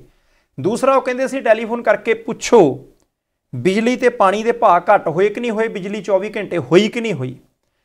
ਹੁਣ ਉਹ ਫਲੌਰ ਤੇ ਆਦਮਪੁਰ 2 ਜਗ੍ਹਾ ਤੇ ਗਏ, ਟਾਊਨ ਹਾਲ ਤੁਸੀਂ ਕਿਹਾ, ਲੋਕ ਸਵਾਲ ਕਰਦੇ ਸੀ ਇਹਨਾਂ ਦੇ ਆਪਣੇ ਸੀ ਬਗਾਨੇ ਸੀ, ਪਰੇ ਮਾਰਦੇ ਆਪਾਂ ਇਸ ਮੁੱਦੇ ਨੂੰ ਚੱਕ ਕੇ। ਅਰਵਿੰਦ ਕੇਜਰੀਵਾਲ ਨੇ ਦਾਅਵਾ ਕੀਤਾ, ਕਹਿੰਦੇ ਮੈਂ ਦਿੱਲੀ ਦਾ ਮੁੱਖ ਮੰਤਰੀ ਹਾਂ, ਤੁਹਾਡੇ ਪਿੰਡ ਦੇ ਵਿੱਚੋਂ ਕਹਿੰਦੇ ਕਿਸੇ ਨਾ ਕਿਸੇ ਦਾ ਰਿਸ਼ਤੇਦਾਰ, ਕੋਈ ਸੱਜਣ ਮਿੱਤਰ ਦਿੱਲੀ ਹੋਊਗਾ, ਕੋਈ ਦਿੱਲੀ ਟੈਕਸੀ ਚਲਾਉਂਦਾ ਹੋਊਗਾ, ਕੋਈ ਹੋਰ ਕੰਮ ਕਰਦਾ ਹੋਊਗਾ, ਕੋਈ ਨਿਆਣਾ ਤੁਹਾਡਾ ਦਿੱਲੀ ਪੜ੍ਹਨ ਗਿਆ ਹੋਊਗਾ, ਉਹਨੂੰ ਕਹੋ ਕਿ ਭਾਈ ਪਤਾ ਕਰਕੇ ਦੇਖ ਲਓ ਕਿ ਸਾਡੇ ਮੁਹੱਲਾ ਕਲੀਨਿਕ ਚੱਲਦੇ ਆ, ਉਹਨੂੰ ਕਹੋ ਕਿ ਪਤਾ ਕਰਕੇ ਦੇਖ ਲਓ ਕਿ ਸਾਡੇ ਦਫ਼ਤਰੀ ਕੰਮ ਲੋਕ ਘਰਾਂ ਹੀ ਆਣ ਕੇ ਕਰਾਉਂਦੇ ਕਿ ਨਹੀਂ ਕਰਾਉਂਦੇ, ਅਫਸਰ ਤੁਹਾਡੇ ਮੁਤਾਬਕ ਆਉਂਦੇ, ਕੋਈ ਰਿਸ਼ਵਤ ਬੰਦ ਹੋਈ ਹੈ ਕਿ ਨਹੀਂ ਹੋਈ ਹੈ। ਉਹ ਕਹਿੰਦੇ ਪਤਾ ਕਰਕੇ ਦੇਖ ਲਓ। ਮੈਂ ਨਹੀਂ ਕਹਿੰਦਾ, ਮੈਂ ਕਹਿੰਦਾ ਕਿ ਅਰਵਿੰਦ ਕੇਜਰੀਵਾਲ ਦੀ ਵੱਡੀ ਚੁਣੌਤੀ ਹੈ। ਸ਼੍ਰੋਮਣੀ ਅਕਾਲੀ ਦਲ ਤੇ ਭਾਰਤੀ ਜਨਤਾ ਪਾਰਟੀ ਵਾਲੇ ਵੀ ਬਾਂਹ ਖੜੀ ਕਰਕੇ ਕਹਿਣ ਕਿ ਭਾਈ 10 ਸਾਲਾਂ ਦੇ ਵਿੱਚ ਆਹ ਕੰਮ ਅਸੀਂ ਠੋਕ ਵਜਾ ਕੇ ਕੀਤਾ ਤੇ ਜਿੱਥੋਂ ਮਰਜ਼ੀ ਪਤਾ ਕਰ ਲਓ। ਇਦਾਂ ਹੀ ਕੈਪਟਨ ਸਾਹਿਬ ਅੱਜ ਕੱਲ੍ਹ ਭਾਜਪਾ ਦੇ ਨਾਲ ਨੇ ਤੇ ਚੰਨੀ ਸਾਹਿਬ ਬਾਂਹ ਖੜਾ ਕਰਕੇ ਚੰਨੀ ਸਾਹਿਬ ਕਹਿਣ ਕਿ ਮੈਂ 36000 ਬੰਦਾ ਪੱਕਾ ਕਰਤਾ ਹੀ, ਮੈਂ ਇੰਨੀਆਂ ਭਰਤੀਆਂ ਕਰਤੀਆਂ, ਆ 111 ਕੰਮ ਜਿਹੜੇ ਮੈਂ ਅਖਬਾਰਾਂ 'ਚ ਇਸ਼ਤਿਹਾਰ ਦੇ ਕੇ ਕੀਤੇ ਆ, ਮੈਂ ਬਾਂਹ ਖੜੀ ਕਰਕੇ ਕਹਿਣਾ ਕਿ ਪੰਜਾਬ ਦੇ ਜਿਹੜੇ ਮਰਜ਼ੀ ਪਿੰਡ 'ਚੋਂ ਪੁੱਛ ਲਓ ਕਿ ਹੋ ਗਏ। ਇਸੇ ਹੀ ਤਰੀਕੇ ਕੈਪਟਨ ਸਾਹਿਬ ਵੀ ਕਹਿਣ ਜਾਓ ਪੰਜਾਬ ਦੇ ਵਿੱਚੋਂ ਜਿਹੜਾ ਮਰਜ਼ੀ ਕਿਸਾਨ ਲੈ ਆਓ, ਸਾਰਿਆਂ ਦਾ ਮੈਂ ਕਰਜ਼ ਮਾਫ ਕੀਤਾ, ਸਾਰਿਆਂ ਨੂੰ ਮੈਂ ਮੁਫਤ ਸਮਾਰਟਫੋਨ ਪਹਿਲੇ ਸਾਲ ਹੀ ਦੇਣੇ ਸ਼ੁਰੂ ਕਰਤੇ ਸੀ। ਬਾਂਹ ਖੜੀ ਕਰਕੇ ਉਹ ਵੀ ਕਹਿਣੇ ਬੰਦਾ ਕਹਿੰਦਾ ਜਾਂ ਇਹਨੂੰ ਝੂਠਾ ਪਾ ਦਿਓ, ਨਹੀਂ ਤਾਂ ਲੋਕ ਕੁਛ ਹੋਰ ਸਮਝਣਗੇ। ਬਾਹਰਲਾ ਬੰਦਾ ਉਹ ਪੰਜਾਬ ਦਾ ਮੁੱਖ ਮੰਤਰੀ ਬਣਨਾ ਚਾਹੁੰਦਾ, ਭਗਵੰਤ ਮਾਨ ਤੇ ਉਹਨੇ ਐਵੇਂ ਅੱਗੇ ਲਾਇਆ। ਜਿਹੜਾ ਨਜ਼ਾਰਾ ਐ ਸਟੇਟਮੈਂਟ 'ਚ ਆਉਣਾ, ਦੂਜੀ ਥੋੜਾ ਆਉਣਾ। ਗੱਲ ਤਾਂ ਠੀਕ ਹੈ, ਇਹੀ ਤਾਂ ਗੱਲ ਆ ਵਾਟ ਸਾਹਿਬ। ਐਡੀ ਛੇਤੀ ਤੁਸੀਂ ਸਮਝੋ ਵੀ ਸਾਡੇ ਵਾਲੀ ਜਿਹੜੀ ਕੌਮ ਆ ਲੀਡਰਾਂ ਦੀ, ਇਹ ਕਿਤੇ ਕਾਬੂ ਆ ਜਾਵੇ, ਇੱਦਾਂ ਨਹੀਂ ਆਉਣ ਲੱਗੇ। ਪਰ ਚਲੋ ਇੱਕ ਚੀਜ਼ ਤਾਂ ਹੈਗੀ ਆ ਵੀ ਐਤਕੀ ਕਿਤੇ ਨਾ ਕਿਤੇ ਉਹ ਯੂਪੀ ਵਾਲਾ ਕੰਮ ਤਾਂ ਇੰਨੇ ਨਾ ਚੱਲਦਾ ਪਿਆ, ਕਿਉਂਕਿ ਯੂਪੀ 'ਚ ਰਕੇਸ਼ ਟਕੈਤ ਹੋਰਾਂ ਦੀ ਮੈਂ ਸਟੇਟਮੈਂਟ ਜੀ ਪੜ੍ਹ ਰਿਹਾ, ਕਹਿੰਦੇ ਯਾਰ ਕਮਾਲ ਹੋ ਗਈ, 2-2.5 ਮਹੀਨੇ ਹੋ ਗਏ ਯੂਪੀ 'ਚ ਹਿੰਦੂ ਮੁਸਲਿਮ ਕਹਿੰਦੇ ਜਿੱਦਣ ਸਾਰਾ ਇਹ ਕੰਮ ਮਸਲਾ ਹੱਲ ਹੋ ਗਿਆ, ਉਦੋਂ ਬਾਅਦ ਨਾ ਕੋਈ ਹਿੰਦੂ ਨਾ ਮੁਸਲਿਮ ਤੇ ਨਾ ਕੋਈ ਜਾਤੀ। ਹੁਣ ਘੱਟੋ ਘੱਟ ਪੰਜਾਬ ਦੇ ਵਿੱਚ ਉਹ ਰੌਲਾ ਤਾਂ ਨਹੀਂ ਨਾ ਹੈਗਾ ਵੀ ਇਸ ਵਕਤ ਜਿਹੜੀ ਕੋਈ ਗੱਲ ਕਰਦਾ ਉਹ ਵਿਕਾਸ ਦੀ ਗੱਲ ਹੈ। ਵੈਸੇ ਮੈਨੂੰ ਯਾਦ ਆ ਗਈ ਭਗਵੰਤ ਮਾਨ ਆਉਂਦੇ ਹੋਰ ਗੱਲ, ਉਹ ਕਹਿੰਦਾ ਯਾਰ ਮੇਰੀਆਂ ਅੱਖਾਂ ਭਰੀਆਂ, ਪਤਾ ਨਹੀਂ ਕਿਹੜੀ ਟਾਈਮ ਦੀ ਗੱਲ ਕਰਦੇ ਨੇ। ਮਨੀਸ਼ ਸਿਸੋਦੀਆ ਸਾਹਿਬ ਨੂੰ ਲੈ ਗਏ, ਕਹਿੰਦੇ ਸਕੂਲ ਵਿਖਾਉਣ, ਸਕੂਲ ਮੈਂ ਵੇਖਣ ਗਿਆ ਤੇ ਨਿਆਣੇ ਪੜ੍ਹਨ, ਤੇ ਨਿਆਣਿਆਂ ਦਾ ਮੈਨੂੰ ਪਤਾ ਲੱਗਿਆ ਵੀ ਆਹ DC ਦਾ ਹੀ, ਉਹ ਜੱਜ ਦਾ ਹੀ, ਤੇ ਆਹ ਕਿਸੇ ਰੇਹੜੀ ਫੜੀ ਵਾਲੇ ਦਾ ਹੀ। ਹੁਣ ਰੇਹੜੀ ਫੜੀ ਵਾਲੇ ਦਾ, DC ਦਾ, ਜੱਜ ਦਾ ਮੁੰਡਾ ਇੱਕੋ ਹੀ ਬੈਂਚ ਤੇ ਬਹਿ ਕੇ ਇੱਕੋ ਹੀ ਕਿਤਾਬ ਕਹਿੰਦੇ ਜੇ ਪੜ੍ਹਨ ਲਾਏ ਤੇ ਉਹ ਕੇਜਰੀਵਾਲ ਨੇ ਲਾਏ। ਦਾਅਵਾ ਕੀਤਾ ਅਗਲੇ ਨੇ। ਉਹ ਕਹਿੰਦੇ ਵੀ ਜੇ ਇਹ ਕੰਮ ਹੋ ਸਕਦਾ ਤੇ ਇਹ ਭਾਈ ਸਾਹਿਬ ਅਸੀਂ ਕੀਤਾ ਤੇ ਅਸੀਂ ਪੰਜਾਬ 'ਚ ਵੀ ਕਰਾਂਗੇ। ਇੱਕ ਪਰਚੀ ਵਾਲੀ ਗੱਲ। ਬੇਨਤੀ ਮੈਂ ਫਿਰ ਕਹਿਣਾ ਤਿੰਨਾਂ ਹੀ ਪਾਰਟੀਆਂ ਨੂੰ ਕਿ ਤੁਹਾਡੇ ਲਈ ਚੁਣੌਤੀ ਆ, ਤੁਸੀਂ ਭਗਵੰਤ ਮਾਨ ਨੂੰ ਗੋਡੇ ਥੱਲੇ ਲੈ ਲਓ। ਮੈਂ ਉਦਾਹਰਨ ਦਿੰਦਾ, ਗੋਡੇ ਥੱਲੇ, ਹਾਂ, ਇੱਕੋ ਹੀ ਦਿਨ ਤੇ ਇੱਕੋ ਇਵੈਂਟ ਦੇ ਵਿੱਚ ਕੈਪਟਨ ਸਾਹਿਬ, ਚੰਨੀ ਸਾਹਿਬ, ਸੁਖਬੀਰ ਸਿੰਘ ਬਾਦਲ ਸਾਹਿਬ, ਜੇ ਪ੍ਰਕਾਸ਼ ਸਿੰਘ ਬਾਦਲ ਸਾਹਿਬ ਹੋ ਗਿਆ ਠੀਕ ਹੈ ਚੰਗੀ ਤਰ੍ਹਾਂ, ਤੇ ਉਹ ਵੀ ਚਾਰੇ ਹੀ ਧਿਰਾਂ ਉਹ ਬਾਂਹ ਖੜੀ ਕਰਕੇ ਕਹਿ ਦੇਣ ਕਿ ਭਾਈ ਭਗਵੰਤ ਮਾਨ ਝੂਠ ਬੋਲਦਾ। ਕਿਉਂਕਿ ਭਗਵੰਤ ਮਾਨ ਨੇ ਕਿਹਾ ਸੀ ਕਿ ਭਾਈ ਮੈਂ 10-12 ਸਾਲ ਪਹਿਲਾਂ, ਉਦੋਂ ਜੇ ਕਲਾਕਾਰੀ 'ਚ ਹੀ ਹੁੰਦੇ ਸੀ, ਰਾਜਨੀਤੀ 'ਚ ਨਹੀਂ ਸੀ, ਐਕਸੀਡੈਂਟ ਕਿਸੇ ਦਾ ਹੋਇਆ, ਇਹ ਦਾਅਵਾ ਕੀਤਾ ਉਹਨਾਂ ਨੇ। ਕਹਿੰਦੇ ਮੈਂ ਮਰੀਜ਼ ਚੱਕਿਆ ਸਾਥੀਆਂ ਨਾਲ ਤੇ ਮਰੀਜ਼ ਬੜਾ ਔਖਾ, ਕਹਿੰਦੇ ਜਦੋਂ ਹਸਪਤਾਲ ਜਾ ਕੇ ਉਹਨੂੰ ਪੁੱਛ, ਉਹ ਕਹਿੰਦਾ ਜੀ ਕਿੱਥੇ ਲਿਆ ਸੀ, ਕਿ ਜੀ ਸਰਕਾਰੀ ਹਸਪਤਾਲ, ਤੇ ਉਹ ਮੂਹਰੇ ਉਹ ਕਹਿੰਦਾ ਮੈਨੂੰ ਉੱਥੇ ਹੀ ਮਰ ਲੈਣ ਦੇਣਾ ਸੀ, ਇੱਥੇ ਵੀ ਤਾਂ ਮੈਂ ਮਰ ਹੀ ਜਾਣਾ। ਅਸੀਂ ਨਹੀਂ ਕਹਿੰਦੇ, ਜਾਂ ਤਾਂ ਸਾਰੀਆਂ ਧਿਰਾਂ ਬਾਹਾਂ ਖੜੀਆਂ ਕਰਕੇ ਕਹਿ ਦੇਣ ਜਿਹੜੀਆਂ ਸਰਕਾਰਾਂ ਚਲਾਉਂਦੀਆਂ ਰਹੀਆਂ ਕਿ ਭਾਈ ਭਗਵੰਤ ਮਾਨ ਝੂਠ ਬੋਲਦਾ, ਪੰਜਾਬ ਦੇ ਹਸਪਤਾਲਾਂ 'ਚ ਡਾਕਟਰ ਪੂਰੇ ਨੇ, ਆਪਰੇਸ਼ਨ ਥੀਏਟਰ ਜਿਹੜੇ ਆ ਉਹ ਕੰਮ ਕਰਦੇ ਆ, ਉੱਥੇ ਦਵਾਈਆਂ ਪੂਰੀਆਂ ਨੇ, ਉੱਥੇ ਐਕਸਰੇ ਸਕੈਨਿੰਗ ਮਸ਼ੀਨਾਂ ਬਿਲਕੁਲ ਚੱਲਦੀਆਂ, 24 ਘੰਟੇ ਹਸਪੀਟਲ ਆਪਰੇਟ ਹੋ ਰਹੇ ਨੇ। ਹੁਣ ਜਾਂ ਤਾਂ ਭਗਵੰਤ ਮਾਨ ਸੱਚਾ ਜਾਂ ਝੂਠਾ, ਪਰ ਜੇ ਭਗਵੰਤ ਮਾਨ ਸੱਚਾ ਤਾਂ ਫਿਰ ਕੋਈ ਹੋਰ ਝੂਠਾ ਹੈ। ਇਸ ਕਰਕੇ ਆਪਣੇ ਆਪ ਨੂੰ ਸੱਚੇ ਸਾਬਤ ਕਰਨ ਲਈ ਭਗਵੰਤ ਮਾਨ ਦੀ ਇਸ ਗੱਲ ਨੂੰ ਗਲਤ ਸਾਬਤ ਕਰ ਦੇਣ 2-4 ਦਿਨਾਂ ਦੇ ਵਿੱਚ। ਨਹੀਂ ਜ਼ਰੂਰ ਕਰਨਾ ਚਾਹੀਦਾ। ਇਹ ਵੀ ਗੱਲ ਕਰ ਲੈਣ, ਮੈਂ ਨਾ ਉਹ ਹਸਪਤਾਲ ਵਾਲੀ ਗੱਲ ਮੈਂ ਦੱਸਣ ਲੱਗਿਆ, ਪਰਚੀ ਵਾਲੀ। ਵੀ ਹਸਪਤਾਲ ਕਹਿੰਦੇ ਵੀ ਉੱਥੇ ਖੋਲ੍ਹੇ ਤੇ ਉੱਥੇ ਕੋਈ ਮਤਲਬ ਪੈਸਾ ਨਹੀਂ ਲੱਗਦਾ, ਇਹ ਉਹਨਾਂ ਦਾ ਕਹਿਣਾ। ਤੇ ਉਹ ਦਾਅਵਾ ਵੀ ਕਰਦੇ ਨੇ, ਫੋਨ ਕਰਕੇ ਪੁੱਛੋ, ਆਪਾਂ ਵੀ ਕਹਿੰਦੇ ਵੀ ਪੁੱਛੋ। ਉਹਦੇ 'ਚ ਇਹ ਆ ਵੀ ਉਹ ਕਹਿੰਦੇ ਵੀ ਕਿਤੇ ਹਸਪਤਾਲ ਵਾਲਿਆਂ ਨੇ ਪਰਚੀ ਲਾ ਲਈ 2 ਰੁਪਈਏ, ਯਾਰ 2 ਰੁਪਈਏ ਪਰਚੀ ਲੈ ਲਿਆ ਕਰਾਂਗੇ, ਇਹਨਾਂ ਨੇ ਪਰਚੀ ਕਟਾ ਲਈ। ਕਿਸੇ ਨੇ ਦੱਸਦਾ ਵੀ ਕੇਜਰੀਵਾਲ ਸਾਹਿਬ ਉਹਦੇ 2 ਰੁਪਈਏ ਪਰਚੀ ਕੱਟੀ ਜਾਂਦੇ। ਕਹਿੰਦੇ ਵੀ ਕੇਜਰੀਵਾਲ ਨੂੰ ਲਾਈਨ 'ਚ ਲੱਗ ਗਿਆ ਬੰਦਾ, ਉੱਥੇ ਜਾ ਕੇ ਹਸਪਤਾਲ, ਉੱਥੇ ਜਾ ਕੇ ਜਦੋਂ ਵਾਰੀ ਆਈ ਤੇ ਉਹਨੂੰ ਪੁੱਛਿਆ ਵੀ ਹਾਂ ਕਿੱਧਰ ਇਹ 2 ਰੁਪਈਏ ਕਾਹਦੇ ਆ? ਉਹ ਕਹਿੰਦੇ ਵੀ 2 ਰੁਪਈਏ ਬੰਦ ਕਰਾਏ। ਹੁਣ ਇਹ ਉਹਨਾਂ ਦਾ ਦਾਅਵਾ। ਉਹ ਕਹਿੰਦੇ ਵੀ ਸਾਡੇ ਵਾਲਾ ਮੁੱਖ ਮੰਤਰੀ ਲੋਕਾਂ ਦੇ 2 ਰੁਪਈਏ ਬਦਲੇ ਖੁਦ ਲੈਣ 'ਚ ਲੱਗ ਜਾਂਦਾ ਜਾ ਕੇ ਹਸਪਤਾਲ, ਤੇ ਇੱਥੇ 2-2 ਕਰੋੜ ਵੀ ਜੇ ਕੋਈ ਖਾ ਜਾਵੇ ਤਾਂ ਅਗਲਾ ਕਹਿੰਦਾ ਕੌਣ ਖਾ ਗਿਆ ਹੈ, ਪਤਾ ਨਹੀਂ ਲੱਗਾ ਅੱਛਾ ਕਿੱਥੇ ਇੱਥੇ ਪਿਆ ਸੀ। ਸੰਧਾਲੀਆ ਸਾਹਿਬ ਕਮਾਲ ਦੀ ਗੱਲ ਇੱਕ ਹੋਰ, ਅਸੀਂ ਨਹੀਂ ਕਹਿੰਦੇ ਕਿ ਸਾਰੀਆਂ ਗੱਲਾਂ ਹੈਗੀਆਂ, ਇਹ ਕਹਿੰਦੇ ਝੂਠੇ ਪਾ ਦਿਓ ਅਰਵਿੰਦ ਕੇਜਰੀਵਾਲ ਨੂੰ ਪੰਜਾਬ 'ਚ ਵੜਨ ਜੋਗਾ ਨਾ ਛੱਡੋ ਜੇ ਇਹ ਸਾਰੀਆਂ ਚੀਜ਼ਾਂ ਨਹੀਂ ਹੋਈਆਂ। ਨਹੀਂ ਉਹ ਬੰਦਾ ਬਾਹਰਲਾ, ਉਹ ਮੁੱਖ ਮੰਤਰੀ ਮੈਂ ਕਹਿੰਦਾ ਬਿਲਕੁਲ ਬਾਹਰ ਲਈ ਅਸੀਂ ਨਹੀਂ ਚੱਲਣ ਦੇਣੀ, ਸਾਡੀ ਪਾਰਟੀ ਇੱਥੋਂ ਦੀ ਪੰਜਾਬ ਦੀ ਚੱਲਣੀ। ਠੀਕ ਹੈ ਸੰਧਾਲੀਆ ਸਾਹਿਬ, ਸਟੇਟਮੈਂਟ ਨਾਲ ਦੇਈ ਜਾਵਾਂ, ਬਹੁਤ ਜ਼ਰੂਰੀ ਹੈ। ਹੁਣ ਤੁਸੀਂ ਦੇਖੋ ਕਿ ਕਹਾਣੀ ਕਿੱਥੇ ਤੱਕ ਜਾਂਦੀ ਹੈ। ਪੰਜਾਬ ਦੇ ਵਿੱਚ ਮੈਂ ਕਹਿੰਦਾ ਕਿ ਬਿਲਕੁਲ ਕੋਈ ਗੈਰ ਪੰਜਾਬੀ ਬੰਦਾ ਮੁੱਖ ਮੰਤਰੀ ਨਾ ਬਣੇ, ਸਾਡੇ ਪੰਜਾਬ ਦਾ ਰਹਿਣ ਵਾਲਾ ਹੋਵੇ, ਪੰਜਾਬੀ ਬੋਲਣ ਵਾਲਾ ਹੋਵੇ, ਪੰਜਾਬ ਦੇ ਪਿੰਡਾਂ ਤੇ ਸ਼ਹਿਰਾਂ ਨੂੰ ਜਾਣਦਾ ਹੋਵੇ, ਅਸੀਂ ਬਿਲਕੁਲ ਬਾਹਰਲਾ ਬੰਦਾ ਪ੍ਰਵਾਨ ਨਹੀਂ ਕਰਨਾ। ਐਵੇਂ ਮਨ 'ਚ ਆ ਗਿਆ। ਮੇਰਾ ਖਿਆਲ ਆ ਕਿ ਅੱਜ ਤੱਕ ਸਾਰੇ ਹੀ ਮੁੱਖ ਮੰਤਰੀ ਉਹ ਪੰਜਾਬ 'ਚ ਰਹਿਣ ਵਾਲੇ ਤੇ ਪੰਜਾਬੀ ਬੋਲਣ ਵਾਲੇ ਆ, ਸਾਰੇ ਹੀ ਕੈਬਨਿਟ ਮੰਤਰੀ ਪੰਜਾਬ 'ਚ ਰਹਿਣ ਵਾਲੇ ਤੇ ਪੰਜਾਬੀ ਬੋਲਣ ਵਾਲੇ ਆ, ਸਾਰੇ ਹੀ MLA ਜਿੰਨੇ ਅੱਜ ਤੱਕ ਪੰਜਾਬ ਦੇ ਲੋਕਾਂ ਨੇ ਬਣਾਏ ਸਾਰੇ ਹੀ ਪੰਜਾਬ 'ਚ ਰਹਿੰਦੇ ਆ ਤੇ ਪੰਜਾਬੀ ਬੋਲਣ ਵਾਲੇ ਆ। ਉਹਨਾਂ ਨੂੰ ਪੰਜਾਬ ਦੀ ਇੰਚ ਦਾ ਪਤਾ, ਕਿੰਨੇ ਦੋਸ਼ ਲੱਗੇ। ਮੈਂ ਫਿਰ ਕਹਿਣਾ, ਮੈਂ ਨਿੱਜੀ ਤੌਰ ਤੇ ਚਾਹੁੰਦਾ ਕੋਈ ਗੈਰ ਪੰਜਾਬੀ ਕਦੇ ਪੰਜਾਬ ਦਾ ਮੁੱਖ ਮੰਤਰੀ ਬਣਨਾ ਚਾਹੁੰਦਾ। ਆਖੇ ਜੀ ਇਹਨੂੰ ਧਾਰਾਂ ਕੱਢਣ ਦਾ ਨਹੀਂ ਪਤਾ ਗੈਰ ਪੰਜਾਬੀ ਨੂੰ, ਇਹਨਾਂ ਨੂੰ ਪੰਜਾਬੀ ਦਾ ਨਹੀਂ ਪਤਾ, ਇਹਨਾਂ ਨੂੰ ਖੇਤਾਂ ਦਾ ਨਹੀਂ ਪਤਾ, ਇਹਨਾਂ ਨੂੰ ਕਣਕ ਦਾ ਨਹੀਂ ਪਤਾ, ਇਹਨਾਂ ਨੂੰ ਆਲੂ ਦਾ ਨਹੀਂ ਪਤਾ, ਉਹ ਬੂਟੇ ਦੇ ਉੱਪਰ ਲੱਗਦੇ ਆ ਕਿ ਜ਼ਮੀਨ ਦੇ ਥੱਲੇ ਲੱਗਦੇ ਆ। ਮੈਂ ਕਹਿੰਦਾ ਉਹਨੂੰ ਬਿਲਕੁਲ ਨਹੀਂ ਪਤਾ, ਪਰ ਤੁਹਾਨੂੰ ਤਾਂ ਪਤਾ ਸੀ, ਫਿਰ ਲੋਕਾਂ ਨੂੰ ਆਲੂ ਸੁੱਟਣੇ ਕਿਉਂ ਪੈਂਦੇ ਆ? ਤੁਹਾਨੂੰ ਤਾਂ ਪਤਾ ਸੀ, ਫਿਰ ਇਹਦੇ ਬਾਵਜੂਦ ਵੀ ਦੁੱਧ ਦਾ ਕੰਮ ਮੰਦੇ 'ਚ ਕਿਉਂ ਗਿਆ? ਤੁਹਾਨੂੰ ਤਾਂ ਪਤਾ ਸੀ, ਤੁਸੀਂ ਤਾਂ ਪੰਜਾਬੀ ਪੜ੍ਹੇ ਹੋ, ਬੋਲਦੇ ਹੋ, ਫਿਰ ਪੰਜਾਬ ਦੇ ਸਕੂਲਾਂ ਦੇ ਵਿੱਚ ਪੰਜਾਬੀ ਲਾਗੂ ਕਰਾਉਣ ਦੇ ਲਈ ਸੰਘਰਸ਼ ਕਾਹਨੂੰ ਕਰਨਾ ਪੈਂਦਾ? ਤੁਸੀਂ ਤਾਂ ਸਾਰੇ ਜਣੇ ਪੰਜਾਬ ਦੇ ਸੀ, ਫਿਰ ਪੰਜਾਬ ਦੇ ਵਿੱਚ ਨਸ਼ਾ ਕਿੱਦਾਂ ਵੜ ਗਿਆ? ਤੁਸੀਂ ਤਾਂ ਬਾਹਰਲੇ ਨਹੀਂ ਸੀ ਅੱਜ ਤੱਕ ਦੇ ਬੰਦੇ। ਫਿਰ ਪੰਜਾਬ ਦੇ ਵਿੱਚ ਖੇਤੀਬਾੜੀ ਕਰਦੇ ਕਿਸਾਨ ਨੂੰ ਤੇ ਉਹਦੇ ਨਾਲ ਕੰਮ ਕਰਦੇ ਮਜ਼ਦੂਰ ਨੂੰ, ਸੰਧਾਲੀਆ ਸਾਹਿਬ ਸਵਾਲ ਹੈ ਕਿ ਫਾਹੇ ਕਿਉਂ ਲੈਣ ਦੇ ਲਈ ਮਜਬੂਰ ਹੋਣਾ ਪਿਆ? ਜਾਨੀ ਇਕੱਲਾ ਇਹੀ ਮਸਲਾ ਨਹੀਂ ਕਿ ਪੰਜਾਬੀ ਹੋਣਾ ਚਾਹੀਦਾ, ਉਹ ਪੰਜਾਬੀ ਵੀ ਹੋਣਾ ਚਾਹੀਦਾ, ਉਹ ਸਿਆਣਾ ਵੀ ਹੋਣਾ ਚਾਹੀਦਾ, ਉਹਦੀ ਕੋਈ ਨੀਤੀ ਵੀ ਹੋਣੀ ਚਾਹੀਦੀ ਤੇ ਉਹਦੀ ਕੋਈ ਨੀਤ ਵੀ ਹੋਣੀ ਚਾਹੀਦੀ ਹੈ। ਇੰਨਾ ਕੁਛ ਤੁਸੀਂ ਦੱਸੀ ਜਾਂਦੇ ਯਾਰ, ਇਦਾਂ ਨਹੀਂ ਹੁੰਦਾ। ਇਹ ਇਕੱਲੀ ਗੱਲ ਤੇ ਲਿਖ ਕੇ ਦੇ ਦਈਏ, ਐਵੇਂ ਫਸਾਉਣ ਵਾਲੀਆਂ ਗੱਲਾਂ ਕਰਦੇ ਤੁਸੀਂ। ਇਦਾਂ ਕਿਦਾਂ ਅਸੀਂ ਨਹੀਂ ਖੇਡਦੇ, ਕਹਿੰਦੇ ਇਹਦੇ ਨਾਲੇ ਬੰਦੇ ਦੂਜੀ ਵਿਰੋਧੀ ਪਾਰਟੀ ਵਾਲੇ ਇਹ ਸਾਡੇ ਤੇ ਇਲਜ਼ਾਮ ਲਾਉਂਦੇ ਆ। ਨਹੀਂ ਹੋਣਾ ਪੰਜਾਬ ਦਾ ਚਾਹੀਦਾ। ਮੈਂ ਫਿਰ ਕਹਿਣਾ ਨਹੀਂ ਕੋਈ ਨਹੀਂ, ਦੇ ਦਿਆਂਗੇ ਪੰਜਾਬ ਦਾ, ਅਸੀਂ ਪੰਜਾਬੋਂ ਬਾਹਰੋਂ ਆ। ਪੰਜਾਬ ਤੋਂ ਮੈਨੂੰ ਯਾਦ ਆਇਆ, ਪਰਸੋਂ ਆਇਆ ਸੀ ਰਾਹੁਲ ਗਾਂਧੀ ਹੋਰੀ, ਜਿੱਦਣ ਇਹਨਾਂ ਨੇ ਮੰਗ ਕੀਤੀ ਆ ਵੀ ਯਾਰ ਮੁੱਖ ਮੰਤਰੀ ਦਾ ਚਿਹਰਾ ਦਿਓ ਜੀ। ਉਹ ਕੁਦਰਤੀ ਇੱਕ ਬੰਦੇ ਨੇ ਫੋਟੋ ਪਾਈ, ਉਹ ਪਤਾ ਨਹੀਂ ਕੀ ਹਿਸਾਬ ਕਿਤਾਬ ਹੋਊਗਾ, ਉਹ ਪਰ ਵਧੀਆ ਲੱਗੀ ਮੈਨੂੰ ਗੱਲ। ਉਹ ਕਹਿੰਦੇ ਵੀ ਦੇਖੋ ਪਿਛਲੇ ਦਿਨਾਂ ਦਾ ਬੜਾ ਰੌਲਾ ਪਿਆ ਵੀ ਕੋਈ ਬੰਦਾ ਜੀ ਫਲਾਨਾ ਕਹਿੰਦਾ ਬਾਹਰੋਂ ਚੱਲਦਾ ਹੈ ਨਾ, ਤੇ ਅਸੀਂ ਤਾਂ ਇੱਥੋਂ ਦੇ, ਅਸੀਂ ਇੱਥੋਂ ਦੇ। ਕਹਿੰਦੇ ਵੀ ਹੁਣ ਇਹ ਤਰਲਾ ਮਿੰਤ ਕੀਤਾ ਜਾ ਰਿਹਾ ਵੀ ਕੋਈ ਬਾਹਰਲਾ ਬੰਦਾ ਸਾਨੂੰ ਦੱਸ ਦੇਵੇ ਵੀ ਪੰਜਾਬ ਦਾ ਮੁੱਖ ਮੰਤਰੀ ਕਿਹਨੂੰ ਹੋਣਾ। ਉਹ ਮੈਨੂੰ ਐਂ ਲੱਗਦਾ ਵੀ ਉਹਦਾ ਤਾਂ ਅਕਾਲੀ ਦਲ ਵਾਲੇ ਪਾਸੋਂ ਗੱਲ ਹੋਈ ਹੋਵੇ, ਕਿਉਂਕਿ ਉਹ ਕਹਿੰਦੇ ਵੀ ਅਸੀਂ ਪੰਜਾਬ ਦੇ ਆ ਭਾਈ। ਨਹੀਂ ਗੱਲ ਉਹਨਾਂ ਦੀ ਵੀ ਸਹੀ ਹੈ ਕਿਤੇ ਨਾ ਕਿਤੇ ਵੀ ਯਾਰ ਹੁਣ ਤੱਕ ਤੁਸੀਂ ਕਹੀਏ ਨਾ ਵੀ ਅਸੀਂ ਐਂ ਕਰਨਾ। ਅੱਛਾ ਪੰਜਾਬ ਮਾਡਲ ਵੀ ਉਹ 'ਚ ਸ਼ਬਦ ਲਿਖਿਆ ਸੀ ਸਿੱਧੂ ਸਾਹਿਬ ਵਾਲਾ, ਕਹਿੰਦੇ ਪੰਜਾਬ ਮਾਡਲ ਪੰਜਾਬੀਆਂ ਦਾ ਪੰਜਾਬ 'ਚ ਲਾਗੂ ਕਰਨ ਲਈ ਕਿਸੇ ਬਾਹਰਲੇ ਬੰਦੇ ਕੋਲੋਂ ਪੁੱਛਿਆ ਰਿਹਾ ਵੀ ਸਾਨੂੰ ਬੰਦਾ ਤੇ ਦੱਸੋ ਪੰਜਾਬ 'ਚ ਲਾਈਏ ਕਿਹੜਾ। ਮਾੜ ਜਾ ਕੇ ਫੈਸਲਾ ਕਰਾ ਜਾਓ ਨਾ, ਭਾਂਡੇ ਵੰਡਣੇ ਆ।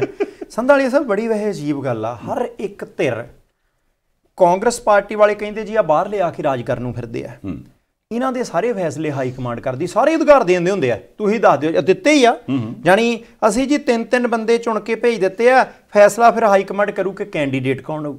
ਇਸੇ ਤਰੀਕੇ ਭਾਰਤੀ ਜਨਤਾ ਪਾਰਟੀ ਵਾਲੇ ਆ, ਜਿਹੜਾ ਵੀ ਬੰਦਾ ਪਾਰਟੀ ਸ਼ਾਮਲ ਕਰਾਉਣਾ, ਗਜਿੰਦਰ ਸਿੰਘ ਸ਼ੇਖਾਵਤ ਸਾਹਿਬ ਨੇ ਕਰਾਉਣਾ ਹੈ, ਜਾਂ ਫਿਰ ਬਾਕੀ ਬੰਦੇ ਜਿਹੜੇ ਹਾਈ ਕਮਾਂਡ ਦੇ ਆ, ਬੀਬੀ ਮੀਨਾਕਸ਼ੀ ਜੀ ਨੇ, ਉਹਨਾਂ ਨੇ ਕਰਾਉਣਾ ਹੈ, ਜਾਂ ਕਿਸੇ ਹੋਰ ਨੇ ਕਰਾਉਣਾ ਹੈ। ਉਮੀਦਵਾਰਾਂ ਦੀ ਸੂਚੀ ਜਾਰੀ ਹੋਣੀ ਆ ਤਾਂ ਉੱਥੋਂ ਹੋਣੀ ਆ, ਗੱਠਜੋੜ ਕਰਨਾ ਤਾਂ ਦਿੱਲੀੋਂ ਹੋਣਾ ਹੈ। ਇੱਦਾਂ ਹੀ ਆਮ ਆਦਮੀ ਪਾਰਟੀ ਵਾਲੇ ਆ, ਜੇ ਉੱਪਰਲੇ ਪਾਸਿਓਂ ਕੋਈ ਕੰਮ ਹੋਣਾ ਕਿਹਨੇ ਕਰਨਾ ਜੀ? ਰਾਘਵ ਚੱਡਾ ਨੇ ਕਰਨਾ। ਰਾਘਵ ਚੱਡਾ ਸਾਹਿਬ ਛੁੱਟੀ ਤੇ ਨੇ, ਢਿੱਲੇ ਨੇ, ਜਰਨੈਲ ਸਿੰਘ ਹੋਰੀ ਕਰਨਗੇ। ਵੱਡਾ ਕੋਈ ਫੈਸਲਾ ਕਰਨਾ ਹੈ, ਸਿਸੋਦੀਆ ਸਾਹਿਬ ਜਾਂ ਕੇਜਰੀਵਾਲ ਸਾਹਿਬ ਆਉਣਗੇ। ਸ਼੍ਰੋਮਣੀ ਅਕਾਲੀ ਦਲ, ਇਹਦੇ ਵਿੱਚ ਕੋਈ ਦੋ ਰਾਏ ਨਹੀਂ ਕਿ ਉਹ ਖੇਤਰੀ ਪਾਰਟੀ ਹੈ, ਪਰ ਹੁਣ ਤੱਕ ਉਹਨਾਂ ਦਾ ਸਮਝੌਤਾ ਭਾਰਤੀ ਜਨਤਾ ਪਾਰਟੀ ਨਾਲ ਰਿਹਾ। ਅੱਜ ਕੱਲ੍ਹ ਬਹੁਜਨ ਸਮਾਜ ਪਾਰਟੀ ਦੇ ਨਾਲ ਹੈ। ਬਹੁਜਨ ਸਮਾਜ ਪਾਰਟੀ ਵੀ ਵੱਖ-ਵੱਖ ਸੂਬਿਆਂ 'ਚ ਪਾਰਟੀ ਹੈ। ਅਕਾਲੀ ਦਲ ਵੀ ਕਹਿੰਦਾ ਰਿਹਾ ਸੀ ਯੂਪੀ ਚੋਣਾਂ ਲੜਨੀਆਂ, ਹਰਿਆਣੇ 'ਚ ਲੜਦੇ ਰਹੇ ਆ, ਰਾਜਸਥਾਨ 'ਚ ਕਹਿੰਦੇ ਸੀ ਲੜਨੀਆਂ, ਦਿੱਲੀ ਦੇ ਵਿੱਚ ਲੜਦੇ ਰਹੇ ਹੈ। ਇਸ ਕਰਕੇ ਇਹ ਗੱਲ ਹੁਣ ਅਕਾਲੀ ਦਲ ਵਧੀਆ ਹੈ, ਉਹ ਕਹਿੰਦੇ ਜੀ ਪੰਜਾਬ ਦਾ ਫੈਸਲਾ ਅਸੀਂ ਕਹਿੰਦੇ ਪੰਜਾਬ 'ਚ ਹੋਣਾ ਚਾਹੀਦਾ, ਸ਼ੰਭੂਆਂ ਪਾਰੋਂ ਵੀ ਨਹੀਂ ਹੋਣਾ ਚਾਹੀਦਾ। ਪਰ 10 ਸਾਲ ਸਰਕਾਰ ਰਹੀ ਹੈ ਸੰਧਾਲੀਆ ਸਾਹਿਬ, ਉਦੋਂ ਬਿਲਕੁਲ ਫੈਸਲੇ ਕਰਨ ਦਾ ਅਧਿਕਾਰ ਮਿਲਿਆ ਸੀ ਤੇ ਬਹੁਤ ਸਾਰੇ ਕਰਾ ਲੈਣੇ ਚਾਹੀਦੇ ਸੀ ਜਿਹੜੇ ਹੋਏ ਨਾ। ਇਹਦੇ 10 ਸਾਲ ਨਹੀਂ, ਜੇ ਮੈਂ ਪਤਾ ਨਹੀਂ ਹੁਣ ਉਹ ਕੇਜਰੀਵਾਲ ਸਾਹਿਬ ਨੇ ਕਿਹੜੇ ਕੈਲਕੂਲੇਟਰ ਤੇ ਕੈਲਕੂਲੇਟਰ ਮਾਰਿਆ, ਉਹ ਕਹਿੰਦੇ 66 ਤੋਂ ਬਾਅਦ ਪੰਜਾਬ ਵੰਡ ਲਿਆ ਨਾ ਜੀ, 26 ਸਾਲ ਕਾਂਗਰਸ 19 ਸਾਲ ਅਕਾਲੀ, ਕਹਿੰਦੇ ਹਿਸਾਬ ਤਾਂ ਤੁਸੀਂ ਆਪੇ ਲਾ ਲਓ, ਅਸੀਂ ਤੇ ਕਿਤੇ ਆਈ ਨਹੀਂ ਇਹਦੇ ਵਿੱਚ, ਤੇ ਇਹ ਵੀ ਸਾਡਾ ਨਾਂ ਲਾਈ ਜਾਂਦਾ ਵੀ ਪੰਜਾਬ ਨੂੰ ਐਂ ਕਰਤਾ ਜਿਉਂ ਕਰਤਾ, ਤੇ ਫਿਰ ਤੁਸੀਂ ਆਪ ਦੇਖ ਲਓ ਭਾਈ ਸਾਹਿਬ। ਹੁਣ ਜੇ 19 ਸਾਲ ਮੰਨ ਲਓ 19 ਸਾਲ ਬਣ ਹੀ ਜਾਂਦੇ ਹੋਣੇ, ਕਿਉਂਕਿ ਜੇ ਬਾਦਲ ਸਾਹਿਬ 5 ਵਾਰ ਮੁੱਖ ਮੰਤਰੀ ਰਹੇ ਨੇ ਤੇ ਇੰਨਾ ਕੁ ਟਾਈਮ ਤਾਂ ਬਣ ਹੀ ਜਾਂਦਾ ਹੋਣਾ। ਨਹੀਂ ਬਣ ਜਾਂਦਾ, ਤੇ ਮੈਂ ਨਹੀਂ ਆਂਦਾ ਵੀ ਇਦਾਂ ਹੈਗਾ, ਇਹ ਉਹਨਾਂ ਦਾ ਕੈਲਕੂਲੇਟ ਕੀਤਾ ਹੋਇਆ ਟਾਈਮ ਦੱਸ ਰਿਹਾ ਮੈਂ। ਉਹ ਗਲਤ ਤਾਂ ਨਹੀਂ ਹੋਣਾ, ਕਿਉਂਕਿ ਉਹ ਜਿਹੜੇ ਡਿਪਾਰਟਮੈਂਟ ਦੇ ਵਿੱਚ ਕੰਮ ਕਰਦੇ ਨੇ ਉੱਥੇ ਪੈਸੇ ਦਾ ਹਿਸਾਬ ਰੱਖਣਾ ਪੈਂਦਾ, ਤੇ ਇਸੇ ਕਰਕੇ ਤਾਂ ਖਹਿਰਾ ਸਾਹਿਬ ਕਹਿੰਦੇ ਪੈਸੇ ਦਾ ਹਿਸਾਬ ਉਹਨਾਂ ਦੇ ਕੋਲੇ ਫਸ ਮੈਂ ਗਿਆ।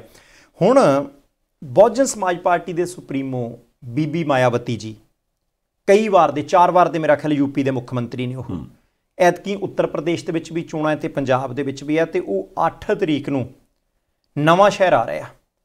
ਤੇ ਨਵਾਂ ਸ਼ਹਿਰ ਵੀ ਕਿਉਂਕਿ ਅਕਾਲੀ ਦਲ ਦੇ ਨਾਲ ਬਹੁਤ ਲੰਬੇ ਸਮੇਂ ਬਾਅਦ ਗੱਠਜੋੜ ਹੋਇਆ ਹੈ। ਤੁਸੀਂ ਦੇਖੋ ਕਿ ਮੰਨ ਲਓ 25-26 ਸਾਲ ਬਾਅਦ ਜਦੋਂ ਪਿਛਲੀ ਵਾਰ ਗੱਠਜੋੜ ਹੋਇਆ ਸੀ ਤਾਂ 3 ਲੋਕ ਸਭਾ ਦੀਆਂ ਸੀਟਾਂ ਮਿਲ ਗਈਆਂ ਸੀ। ਹੁਣ ਹਾਲਾਤ ਕਿੱਧਰ ਨੂੰ ਜਾਣਗੇ ਦੇਖੋ। 8 ਤਰੀਕ ਨੂੰ ਬੀਬੀ ਮਾਇਆਵਤੀ ਜੀ ਆਉਣਗੇ, ਕੀ ਸੰਬੋਧਨ ਕਰਦੇ ਆ, ਕਿੰਨਾ ਕੁ ਮੋਟੀਵੇਟ ਕਰਦੇ ਆ ਬਹੁਜਨ ਸਮਾਜ ਪਾਰਟੀ ਦੇ ਵਰਕਰਾਂ ਨੂੰ। ਉਹਨਾਂ ਦੇ ਲਈ ਹੋਂਦ ਦੀ ਲੜਾਈ ਹੈ, ਕਿਉਂਕਿ ਯੂਪੀ ਦੇ ਵਿੱਚ ਵੀ ਪਹਿਲਾਂ ਸਮਾਜਵਾਦੀ ਪਾਰਟੀ ਦੀ ਸਰਕਾਰ ਸੀ, ਫਿਰ ਭਾਜਪਾ ਦੀ ਆ ਗਈ, ਐਤਕੀ ਬਹੁਜਨ ਸਮਾਜ ਪਾਰਟੀ ਆਪਾਂ ਕਹਿੰਦੇ ਮੁਕਾਬਲੇ 'ਚ ਹੀ ਹੈ। ਪਰ ਜੇ ਕਹੀਏ ਕਿ ਲਹਿਰ ਚੱਲਦੀ ਹੈ ਕੁਛ ਹੈ, ਇੱਦਾਂ ਦੀ ਗੱਲ ਕੋਈ ਨਹੀਂ। ਪੰਜਾਬ ਦੇ ਵਿੱਚ ਵੀ ਕਦੇ ਵਿਰੋਧੀ ਧਿਰ ਦਾ ਅਹੁਦਾ ਸੀ 1992 'ਚ, ਕਦੇ 3-3 MP ਸੀ, ਤੇ ਅੱਜ ਬਹੁਜਨ ਸਮਾਜ ਪਾਰਟੀ ਸਿਰਫ 20 ਸੀਟਾਂ ਤੇ ਚੋਣ ਲੜ ਰਹੀ ਹੈ। ਬਹੁਤ ਸਾਰੇ ਪੁਰਾਣੇ ਬੰਦੇ ਬਹੁਜਨ ਸਮਾਜ ਪਾਰਟੀ ਦੇ ਨਾਲ ਨਹੀਂ। ਅਸੀਂ ਉਮੀਦ ਕਰਦੇ ਹਾਂ ਕਿ ਬਹੁਤਾ ਧਿਆਨ ਤਾਂ ਚਲੋ ਬੀਬੀ ਮਾਇਆਵਤੀ ਜੀ ਦਾ ਯੂਪੀ 'ਚ ਹੋਏਗਾ, ਪਰ ਘੱਟੋ ਘੱਟ ਜਦੋਂ ਲਖਨਊ ਤੋਂ ਨਵਾਂ ਸ਼ਹਿਰ ਵੱਲ ਨੂੰ ਉਹ ਤੁਰਨਗੇ ਤਾਂ ਜ਼ਰੂਰ ਇਹ ਸੋਚ ਵਿਚਾਰ ਕੇ ਫੈਸਲਾ ਕਰਨ ਕਿ ਪੰਜਾਬ ਦੇ ਵਿੱਚ ਵੀ ਭਾਈ ਉਹਨਾਂ ਦੇ ਵਰਕਰ ਨੇ, ਉਹ ਵੀ ਗੋਡਿਆਂ ਦੀ ਗਰੀਸ ਮੁੱਕ ਗਈ ਸਾਈਕਲ ਚਲਾਉਂਦਿਆਂ ਦੀ। ਹੁਣ ਜਦੋਂ ਟਿਕਟਾਂ ਦੇਣ ਦੀ ਵਾਰੀ ਆਈ ਸੀ ਤਾਂ 33% ਦੀ ਟਿਕਟਾਂ ਤੋਂ ਵੱਧ ਹੀ ਮੈਨੂੰ ਲੱਗਦਾ ਕਿ ਵਿਰੋਧੀ ਪਾਰਟੀਆਂ ਦੇ ਵਿੱਚੋਂ ਆਏ ਬੰਦਿਆਂ ਨੂੰ ਦਿੱਤੇ, ਜਾਂ ਆਪਣੇ ਨਾਲ ਦੀ ਪਾਰਟੀ ਦੇ ਵਿੱਚੋਂ ਬੰਦੇ ਲੈ ਲੈ। ਹੁਣ ਜਿਹੜੇ ਵਰਕਰ ਕੰਮ ਕਰਦੇ ਰਹੇ ਨੇ, ਚਾਹੇ ਜ਼ਮਾਨਤਾਂ ਜ਼ਬਤ ਹੁੰਦੀਆਂ ਸੀ, ਕੁਝ ਵੀ ਹੁੰਦਾ ਸੀ, ਕਿੰਨੇ ਸਾਲ ਹੋ ਗਿਆ ਖਾਤਾ ਨਹੀਂ ਖੁੱਲਿਆ, ਉਹ ਬੰਦੇ ਤਾਂ ਨਹੀਂ ਟੁੱਟੇ ਸੀ ਨਾ, ਉਹ ਬੰਦੇ ਤਾਂ ਖਲੋਤੇ ਸੀ। ਹੁਣ ਜਦੋਂ ਟਿਕਟਾਂ ਦੇਣ ਦੀ ਵਾਰੀ ਆਈ ਸੀ ਦੂਜੇ ਪਾਸੇ ਦਿੱਤੀ। ਸੋ ਐਤਕੀ ਬੀਬੀ ਮਾਇਆਵਤੀ ਜੀ ਆ ਰਹੇ ਨੇ ਆਪਣੇ ਵਰਕਰਾਂ ਦੀਆਂ ਭਾਵਨਾਵਾਂ ਦਾ ਖਿਆਲ ਕਰਦੇ ਹੋਏ ਇਹ ਜ਼ਰੂਰ ਦੇਖਣ ਕਿ ਭਾਈ ਪਾਰਟੀ ਨੂੰ ਆਪਾਂ ਪੱਕੇ ਪੈਰੀਂ ਰੱਖਣਾ ਹੈ, ਨਹੀਂ ਤਾਂ ਬੰਦੇ ਇਹਨਾਂ ਦੇ ਟੁੱਟ ਜਾਂਦੇ ਹੁੰਦੇ ਆ। ਇਹਨੇ ਟੁੱਟ ਜਾਂਦੇ ਆ। ਇੱਕ ਬੇਨਤੀ ਆਪਾਂ ਜਸਵੀਰ ਸਿੰਘ ਗੜ੍ਹੀ ਹੋਰਾਂ ਨੂੰ ਕਰਦੇ ਹਾਂ ਜੀ, ਵੀ 8 ਤਰੀਕ ਨੂੰ ਭੈਣ ਜੀ ਹੁਣ ਆਉਣਾ, ਤੁਸੀਂ 7 ਨੂੰ ਚਲੇ ਜੀ ਉੱਥੇ, ਕਿੱਥੇ ਉਹਨਾਂ ਦੇ ਕੋਲ ਉੱਥੇ ਯੂਪੀ, ਵੀ 1 ਘੰਟਾ ਚਾਹੀਦਾ ਜੀ। ਉਹ ਕਹਿੰਦੇ ਕੱਲ੍ਹ ਜੀ ਤੁਹਾਨੂੰ ਨਾਂ ਯਾਦ ਕਰਾਉਣੇ ਆ, ਕਿਉਂਕਿ ਮੈਨੂੰ ਯਾਦ ਆਇਆ ਜਿਹੜੀਆਂ ਲੰਘੀਆਂ ਜ਼ਿਮਨੀ ਚੋਣਾਂ ਸੀ, ਜਦੋਂ ਸੁਖਪਾਲ ਸਿੰਘ ਖਹਿਰਾ ਸਾਹਿਬ, ਸਿਮਰਜੀਤ ਬੈਂਸ ਹੋਰਾਂ ਨਾਲ ਗੱਠਜੋੜ ਸੀਗਾ ਬਸਪਾ ਦਾ, ਉਦੋਂ ਵੀ ਭੈਣ ਜੀ ਉਹਨਾਂ ਨੇ ਆਪਣੇ ਤੌਰ ਤੇ ਜਦੋਂ ਭਾਸ਼ਣ ਦਿੱਤਾ ਤੇ ਉਹਦੇ 'ਚ ਨਾਮ ਹੀ ਗਲਤ ਬੋਲਦੇ ਸੀ। ਖਹਿਰਾ ਸਾਹਿਬ ਦਾ ਵੀ, ਖਹਿਰਾ ਸਾਹਿਬ ਦਾ ਨਾਮ, ਬੈਂਸ ਸਾਹਿਬ ਦਾ ਨਾਮ ਗਲਤ ਬੋਲ ਦਿੱਤਾ ਹੈ ਨਾ। ਹੁਣ ਕਾਰਨ ਹੈ ਵੀ ਉਦੋਂ ਤਾਂ ਚਲੋ ਉਹ ਗੱਲ ਬਹੁਤੀ ਉੱਭਰੀ ਨਹੀਂ। ਹੁਣ ਜੇ ਮੰਨ ਲਓ 8 ਤਰੀਕ ਨੂੰ ਉਹ ਪੰਜਾਬ ਆਉਂਦੇ ਨੇ, ਨਵਾਂ ਸ਼ਹਿਰ ਆਉਂਦੇ ਨੇ, ਉੱਥੇ ਜਦੋਂ ਆ ਕੇ ਸੰਬੋਧਨ ਕਰਨਾ, ਹੁਣ ਉੱਥੇ ਸਰਦਾਰ ਸੁਖਬੀਰ ਸਿੰਘ ਬਾਦਲ ਸਾਹਿਬ ਦਾ ਨਾਂ ਕਦੇ ਗਲਤ ਬੋਲਿਆ ਗਿਆ, ਮਜੀਠੀਆ ਸਾਹਿਬ ਦਾ ਨਾਂ ਗਲਤ ਬੋਲਿਆ ਗਿਆ, ਜਾਂ ਵੱਡੇ ਬਾਦਲ ਸਾਹਿਬ ਦਾ ਨਾਂ, ਜਾਂ ਹਰਸਿਮਰਤ ਬਾਦਲ ਹੋਣੀ ਉੱਥੇ ਹੋਣਗੇ ਗਲਤ ਕਿਤੇ ਬੋਲਿਆ ਗਿਆ ਕੁਛ, ਤੇ ਇਹ ਨਾ ਹੋਵੇ ਕਿਉਂਕਿ ਅੱਗੇ ਹੀ ਐਵੇਂ ਵਿਰੋਧੀ ਰੌਲਾ ਪਾਈ ਜਾਂਦੇ ਵੀ ਬਸਪਾ ਦਾ ਤਾਂ ਐਵੇਂ ਨਾ ਹੀ ਆ, ਅੰਦਰ ਖਾਤੇ ਗੱਠਜੋੜ ਦੇ ਕਿਤੇ ਉਹ ਕਮਲ ਦੇ ਫੁੱਲ ਵਾਲਿਆਂ ਨਾਲ ਹੀ ਆ, ਕਿਉਂਕਿ ਰੌਲਾ ਫੇਰ ਪੈ ਜਾਣਾ। ਕਹਿੰਦੇ ਯਾਰ ਗੱਠਜੋੜ ਜਿਨ੍ਹਾਂ ਨਾਲ ਕਰੀ ਫਿਰਦਾ ਨਾਂ ਤਾਂ ਲਿਆ ਨਹੀਂ ਜਾਂਦਾ। ਮੈਂ ਤਾਂ ਕਹਿੰਦਾ ਵੀ ਇਹ ਜਸਵੀਰ ਸਿੰਘ ਗੜ੍ਹੀ ਹੋਰਾਂ ਦੀ ਜ਼ਿੰਮੇਵਾਰੀ ਵੀ ਜ਼ਰੂਰ ਭੈਣ ਜਿਹਨੂੰ ਨਾਂ ਯਾਦ ਕਰਾ ਲੈਣ ਵੀ ਇੱਦਾਂ ਹੀ ਬੋਲਣਾ ਜੀ। ਨਹੀਂ ਉਹ ਵੀ ਯਾਦ ਕਰਾ ਲੈਣਗੇ, ਤੇ ਦੂਜੇ ਪਾਸੇ ਥੋੜ੍ਹੀ ਜਿਹੀ ਗੱਲ ਆਪਾਂ ਭਾਰਤੀ ਜਨਤਾ ਪਾਰਟੀ ਦੀ ਜ਼ਰੂਰ ਕਰਨੀ ਹੈ, ਜੀ ਕਰਦਾ ਹੈ। ਉਹ ਤੋਂ ਪਹਿਲਾਂ ਇੱਕ ਗੱਲ ਕਰਨੀ, ਉੱਦਾਂ ਕਹੋ ਵੀ ਅਜੇ ਨਹੀਂ ਕਰਨ ਦੇਣੀ, ਨਹੀਂ ਉਹਨਾਂ ਦੀ ਹੀ ਗੱਲ ਆ। ਆਮ ਤੌਰ ਤੇ ਰੈਲੀ ਵੀ ਕਹਿੰਦੇ ਤੂੰ ਕਾਕਾ ਬਹਿ ਜਾ ਤੇ ਤੇਰੀ ਸੁਣਦੇ ਆ ਬਾਅਦ ਚ ਗੱਲ, ਕੋਈ ਗੱਲ ਨਹੀਂ। ਨਹੀਂ ਮੇਰੀ ਗੱਲ ਸੁਣਾਓ। ਗੱਲ ਉਹਨਾਂ ਦੀ ਹੀ ਕਰਨ ਲੱਗਾ। ਅੱਛਾ, ਤੁਹਾਨੂੰ ਇਹ ਤਾਂ ਮੈਂ ਇਸ ਕਰਕੇ ਵਰਜਿਆ ਰੋਕਿਆ, ਉਹ ਹਲਕਾ ਜਿਹਾ ਵਰਜਿਆ, ਆਹ ਸ਼ਬਦ ਵੀ ਮੈਨੂੰ ਠੀਕ ਲੱਗਾ, ਵਰਜਿਆ। ਤੁਸੀਂ ਆਪ ਹੀ ਕਿਹਾ, ਨਹੀਂ ਤਾਂ ਪੁੱਛ ਲਓ। ਮਾਫੀ ਚਾਹਾਂਗੇ। ਨਹੀਂ ਮਾਫੀ ਉਹਨਾਂ ਦੀ ਨਾਲ ਹੀ ਮੈਂ ਮਾਫੀ ਚਾਹਾਂਗਾ। ਇਹ ਤੁਸੀਂ ਦੇਖ ਲਓ ਜਿਹੜੇ ਪਰਦੇ ਦੇ ਮੂਹਰੇ ਆ ਸਲੂਕ ਕਰਦੇ ਆ, ਮੁੜ ਕੇ ਮੈਨੂੰ ਨਹੀਂ, ਅਸੀਂ ਤਾਂ ਇਹ ਕਹਿ ਰਹੇ ਹਾਂ ਵੀ ਕਿਸੇ ਵੇਲੇ ਕੋਈ ਮਤਲਬ ਆ ਨਿਕਲ ਜਾਂਦੀ ਗੱਲ। ਅੱਛਾ, ਮੈਂ ਗੱਲ ਕਰਦਾ ਕੈਪਟਨ ਸਾਹਿਬ ਦੀ। ਅੱਛਾ, ਹੁਣ ਕੈਪਟਨ ਸਾਹਿਬ ਨੇ ਆਪਣਾ ਐਲਾਨ ਤਾਂ ਕਰਤਾ, ਮੈਨੂੰ ਐਂ ਲੱਗਦਾ ਹੈ ਵੀ ਕੈਪਟਨ ਸਾਹਿਬ ਦੇ ਆਪਣੇ ਕਾਗਜ਼ਾਂ ਤੇ ਹੋ ਸਕਦਾ ਵੀ ਉਹਨਾਂ ਦਾ ਉਹ ਹਾਕੀ ਤੇ ਬੱਲਾ ਸੌਰੀ ਗੇਂਦ ਰਹਿ ਜਾਵੇ, ਖਿੱਦੋ ਖੁੰਡੀ ਚੋਣ ਨਿਸ਼ਾਨ। ਬਾਕੀ ਕਹਿੰਦੇ ਵੀ ਅੰਦਰ ਖਾਤੇ ਧੁਖਦੀ ਜੀ ਇਹ ਗੱਲ ਚੱਲਦੀ ਆ ਵੀ ਕੈਪਟਨ ਸਾਹਿਬ ਦੀਆਂ ਜਿੰਨੀਆਂ ਕੁ ਸੀਟਾਂ ਨੇ ਉਹ ਸਾਰੇ ਬੰਦੇ ਆਖੀ ਜਾਂਦੇ ਵੀ ਕੈਪਟਨ ਸਾਹਿਬ ਫਿਰ ਉਹ ਕਮਲ ਦੇ ਫੁੱਲ 'ਤੇ ਹੀ ਨਾ ਲੜ ਲਈਏ ਜੀ ਇਲੈਕਸ਼ਨ।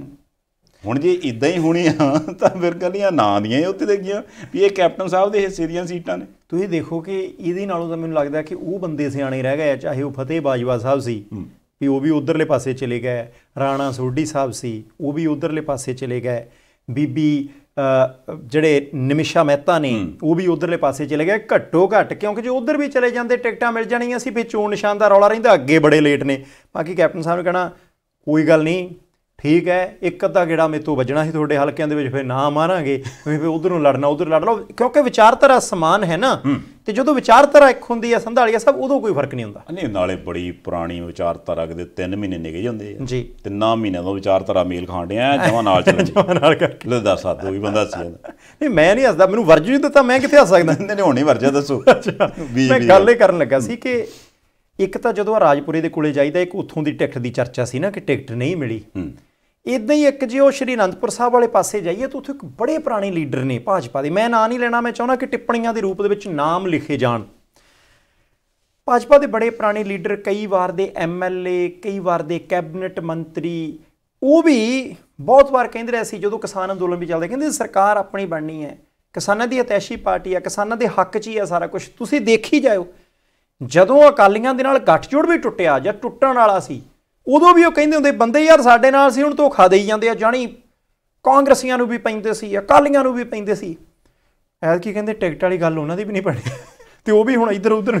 ਆਦੀ ਚਲੋ ਕੋਈ ਗੱਲ ਨਹੀਂ, ਅਜੇ ਕੈਪਟਨ ਸਾਹਿਬ ਦੇ ਕੋਲੇ ਬੰਦੇ ਹੈਗੇ ਆ, ਉਹਨਾਂ ਨੇ ਅੰਦਰ ਖਾਤੇ ਸਮਝਾ ਉਹ ਯਾਰ ਸਿਰਫ ਉਹਨਾਂ ਦੀ ਡਾਇਰੀ 'ਤੇ ਹੀ ਨਾਂ ਲਿਖਣਾ, ਚੋਣ ਨਿਸ਼ਾਨ ਦਾ ਦੇਖ ਲਓ ਯਾਰ, ਆਪਣੇ ਵਾਲਾ ਦਾ ਚੋਣ ਨਿਸ਼ਾਨ ਚੱਲੀ ਜਾਂਦਾ, ਐਵੇਂ ਕਾਹਦੇ ਲਈ ਦਿਲ ਸਮਝੇ।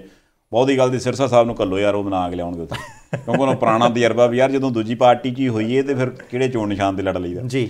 ਅੱਛਾ, ਆਪਾਂ ਰਾਣਾ ਸੋਢੀ ਹੋਰਾਂ ਦੀ ਗੱਲ ਕਰ ਲਈ, ਕਿਉਂਕਿ ਰਾਣਾ ਸੋਢੀ ਹੋਰਾਂ ਨੇ ਗੱਲ ਕੀਤੀ ਆ ਵੀ ਮੋਦੀ ਸਾਹਿਬ ਨੇ ਆਉਣਾ ਤੇ PGI ਦਾ ਜਿਹੜਾ ਉਹ ਸੈਟੇਲਾਈਟ ਕੇਂਦਰ ਵਾਲਾ ਉਦਘਾਟਨ ਰਹਿੰਦਾ ਫਿਰੋਜ਼ਪੁਰ ਵਾਲਾ ਜੀ, ਉਹ ਕਰਕੇ ਜਾਣਾ, ਚਿੰਤਾ ਨਹੀਂ ਕਰਨੀ ਪੂਰਾ ਵੀ। ਹਾਂ ਨਹੀਂ ਕਰਨੀ ਕਾਹਨੂੰ ਹੈ, ਉਹਨਾਂ ਨੇ ਇਹ ਵੀ ਕਿਹਾ, ਉਹ ਕਹਿੰਦੇ ਕੋਈ ਵੀ ਪੰਜਾਬ ਦਾ ਬੰਦਾ ਇਹ ਮਤ ਸਮਝੇ ਕਿ ਉਹ ਪ੍ਰੋਜੈਕਟ ਬੰਦ ਹੋ ਗਿਆ, ਉਹ ਕਹਿੰਦੇ ਪੋਸਟਪੋਨ ਹੋਇਆ, ਮੁਲਤਵੀ ਹੋਇਆ ਵੀ ਸਰਕਾਰ ਦੀ ਗਲਤੀ ਦੇ ਕਰਕੇ। ਉਹ ਕਹਿੰਦੇ ਜਿੰਨੀ ਵਾਰ ਮੁਲਾਕਾਤ ਹੋਈ ਹੈ, ਜਿੰਨੀ ਵਾਰ ਗਏ ਨੇ, ਹਰ ਵਾਰ ਇਹੀ ਆਖ ਰਹੇ ਆ ਉਹ ਕਿ ਭਾਈ ਪੰਜਾਬ ਦੇ ਲਈ ਦੱਸੋ ਸਹੀ ਕਰਨਾ ਕੀ ਹੈ, ਕੋਡ ਆਫ ਕੰਡਕਟ ਲੱਗਾ ਕਰਕੇ ਚੁੱਪ ਆ। ਨਹੀਂ ਪੰਜਾਬ ਤਾਂ ਇਸ ਵਕਤ ਬਹੁਤ ਧਿਆਨ ਆ, ਕਿਉਂਕਿ ਮੋਦੀ ਸਾਹਿਬ ਦੀ ਇੱਕ ਵੀਡੀਓ ਤੇ ਇੱਕ ਫੋਟੋ ਬੜੀ ਵਾਇਰਲ ਹੈ, ਇਹਦੇ ਵਿੱਚ ਉਹਨਾਂ ਨੇ ਗੂੜੇ ਜਿਹੇ ਹਰੇ ਰੰਗ ਦੀ ਪੱਗ ਬੰਨੀ ਹੈ, ਉੱਤੇ ਲਾਲ ਰੰਗ ਦੀ ਕਲਗੀ ਲੱਗੀ, ਤੇ ਅਸਲ ਦੇ ਵਿੱਚ ਉਹ ਜਿਹੜੇ NCC ਵਾਲੇ ਹੁੰਦੇ ਨੇ ਕੈਡਿਟ, ਉਹਨਾਂ ਵਾਲੀ ਜਿਹੜੀ ਵਰਦੀ ਹੈ ਤੇ ਉਹਨਾਂ ਵਾਲੀ ਪੱਗ ਬੰਨ੍ਹ ਕੇ ਤੇ ਉਹਨਾਂ ਨੇ ਉਸ ਰੈਲੀ ਤੋਂ ਸਲਾਮੀ ਲਈ, ਜਿਹੜੀ ਹਰੇਕ ਸਾਲ ਹੁੰਦੀ ਆ 26 ਜਨਵਰੀ ਤੋਂ ਬਾਅਦ। ਹੁਣ ਕਾਰਨ ਇਹ ਵੀ ਕੁਝ ਲੋਕ ਤਾਂ ਇਹਨੂੰ ਇੱਦਾਂ ਜੋੜ ਰਹੇ ਵੀ ਪੰਜਾਬ 'ਚ ਇਲੈਕਸ਼ਨਾਂ ਨੇ ਇਸ ਕਰਕੇ ਮੋਦੀ ਸਾਹਿਬ ਨੇ ਪੱਗ ਬੰਨੀ। ਮੈਂ ਨਾ ਚਲੋ ਜਿਵੇਂ ਮਰਜ਼ੀ ਬੰਨੀ ਤੇ ਹੈ ਨਾ, ਨਹੀਂ ਚੰਗੀ ਗੱਲ ਹੈ, ਜਾਣੀ ਹਰ ਇੱਕ ਕਰਨਾ ਚਾਹੀਦਾ, ਦੇਸ਼ ਹੈ, ਸੂਬਾ ਹੈ, ਸਾਰੇ ਚੰਗੇ ਤਰੀਕੇ ਸੋਚਣ, ਪਿਛਲਾ ਭੁੱਲ ਜਾਈਏ। ਆਖਰੀ ਗੱਲ ਸੰਧਾਲੀਆ ਸਾਹਿਬ, ਅਸੀਂ ਅਕਾਲੀ ਦਲ ਨੂੰ ਵੀ ਬੇਨਤੀ ਕਰਦੇ ਹਾਂ, ਭਾਜਪਾ ਨੂੰ, ਕੈਪਟਨ ਸਾਹਿਬ ਨੂੰ, ਕਾਂਗਰਸ ਵਾਲੇ ਬਾਕੀ ਬੰਦਿਆਂ ਨੂੰ ਕਿ ਪੰਜਾਬ ਦੇ ਲਈ ਕੋਈ ਨੀਤੀ ਬਣਾਓ, ਅਸੀਂ ਤੁਹਾਡੀਆਂ ਸਿਫਤਾਂ ਕਰੀਏ ਪ੍ਰੋਗਰਾਮ 'ਚ। ਕਿਉਂਕਿ ਅੱਜ ਭਗਵੰਤ ਮਾਨ ਹੋਰਾਂ ਨੇ ਕਿਹਾ, ਅਸੀਂ ਗੱਲ ਕੀਤੀ, ਸਿੱਧੂ ਸਾਹਿਬ ਜਦੋਂ ਕਹਿੰਦੇ ਸੀ MSP ਦੇਵਾਂਗੇ, ਅਸੀਂ ਗੱਲ ਕੀਤੀ। ਤੁਸੀਂ ਗਰਾਊਂਡ ਦੇ ਉੱਤੇ ਕੰਮ ਕਿਵੇਂ ਕਰਨਾ ਹੈ, ਤੁਸੀਂ ਉਹ ਦੱਸੋ, ਅਸੀਂ ਸਿਫਤ ਕਰੀਏ।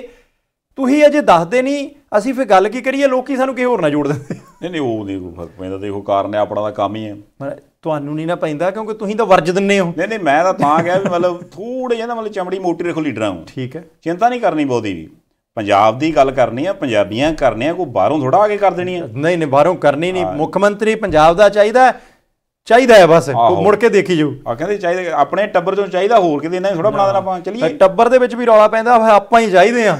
ਚਲੋ ਬਹੁਤ ਸ਼ੁਕਰੀਆ, ਧੰਨਵਾਦ। ਔਰ ਫਿਰ ਇਹਦੇ ਨਾਲ ਹੀ ਇਸ ਪ੍ਰੋਗਰਾਮ ਨੂੰ ਇੱਥੇ ਸਮਾਪਤ ਕਰਦੇ ਹਾਂ। ਪ੍ਰੋਗਰਾਮ ਤੁਸੀਂ ਪਸੰਦ ਕਰਦੇ ਹੋ, ਉਹ ਲਾਈਕ ਵਾਲਾ ਬਟਨ ਦੱਬ ਦਿੰਦੇ ਹੋ, ਅੱਗੇ ਸ਼ੇਅਰ ਕਰ ਦਿੰਦੇ ਹੋ, ਉਹਦੇ ਲਈ ਬੜੇ ਧੰਨਵਾਦੀ ਹਾਂ। ਕੱਲ੍ਹ ਫਿਰ ਮਿਲਦੇ ਹਾਂ ਜੀ, ਦੇਖਦੇ ਰਹਿਣਾ ਪ੍ਰਾਈਮ ਏਸ਼ੀਆ TV।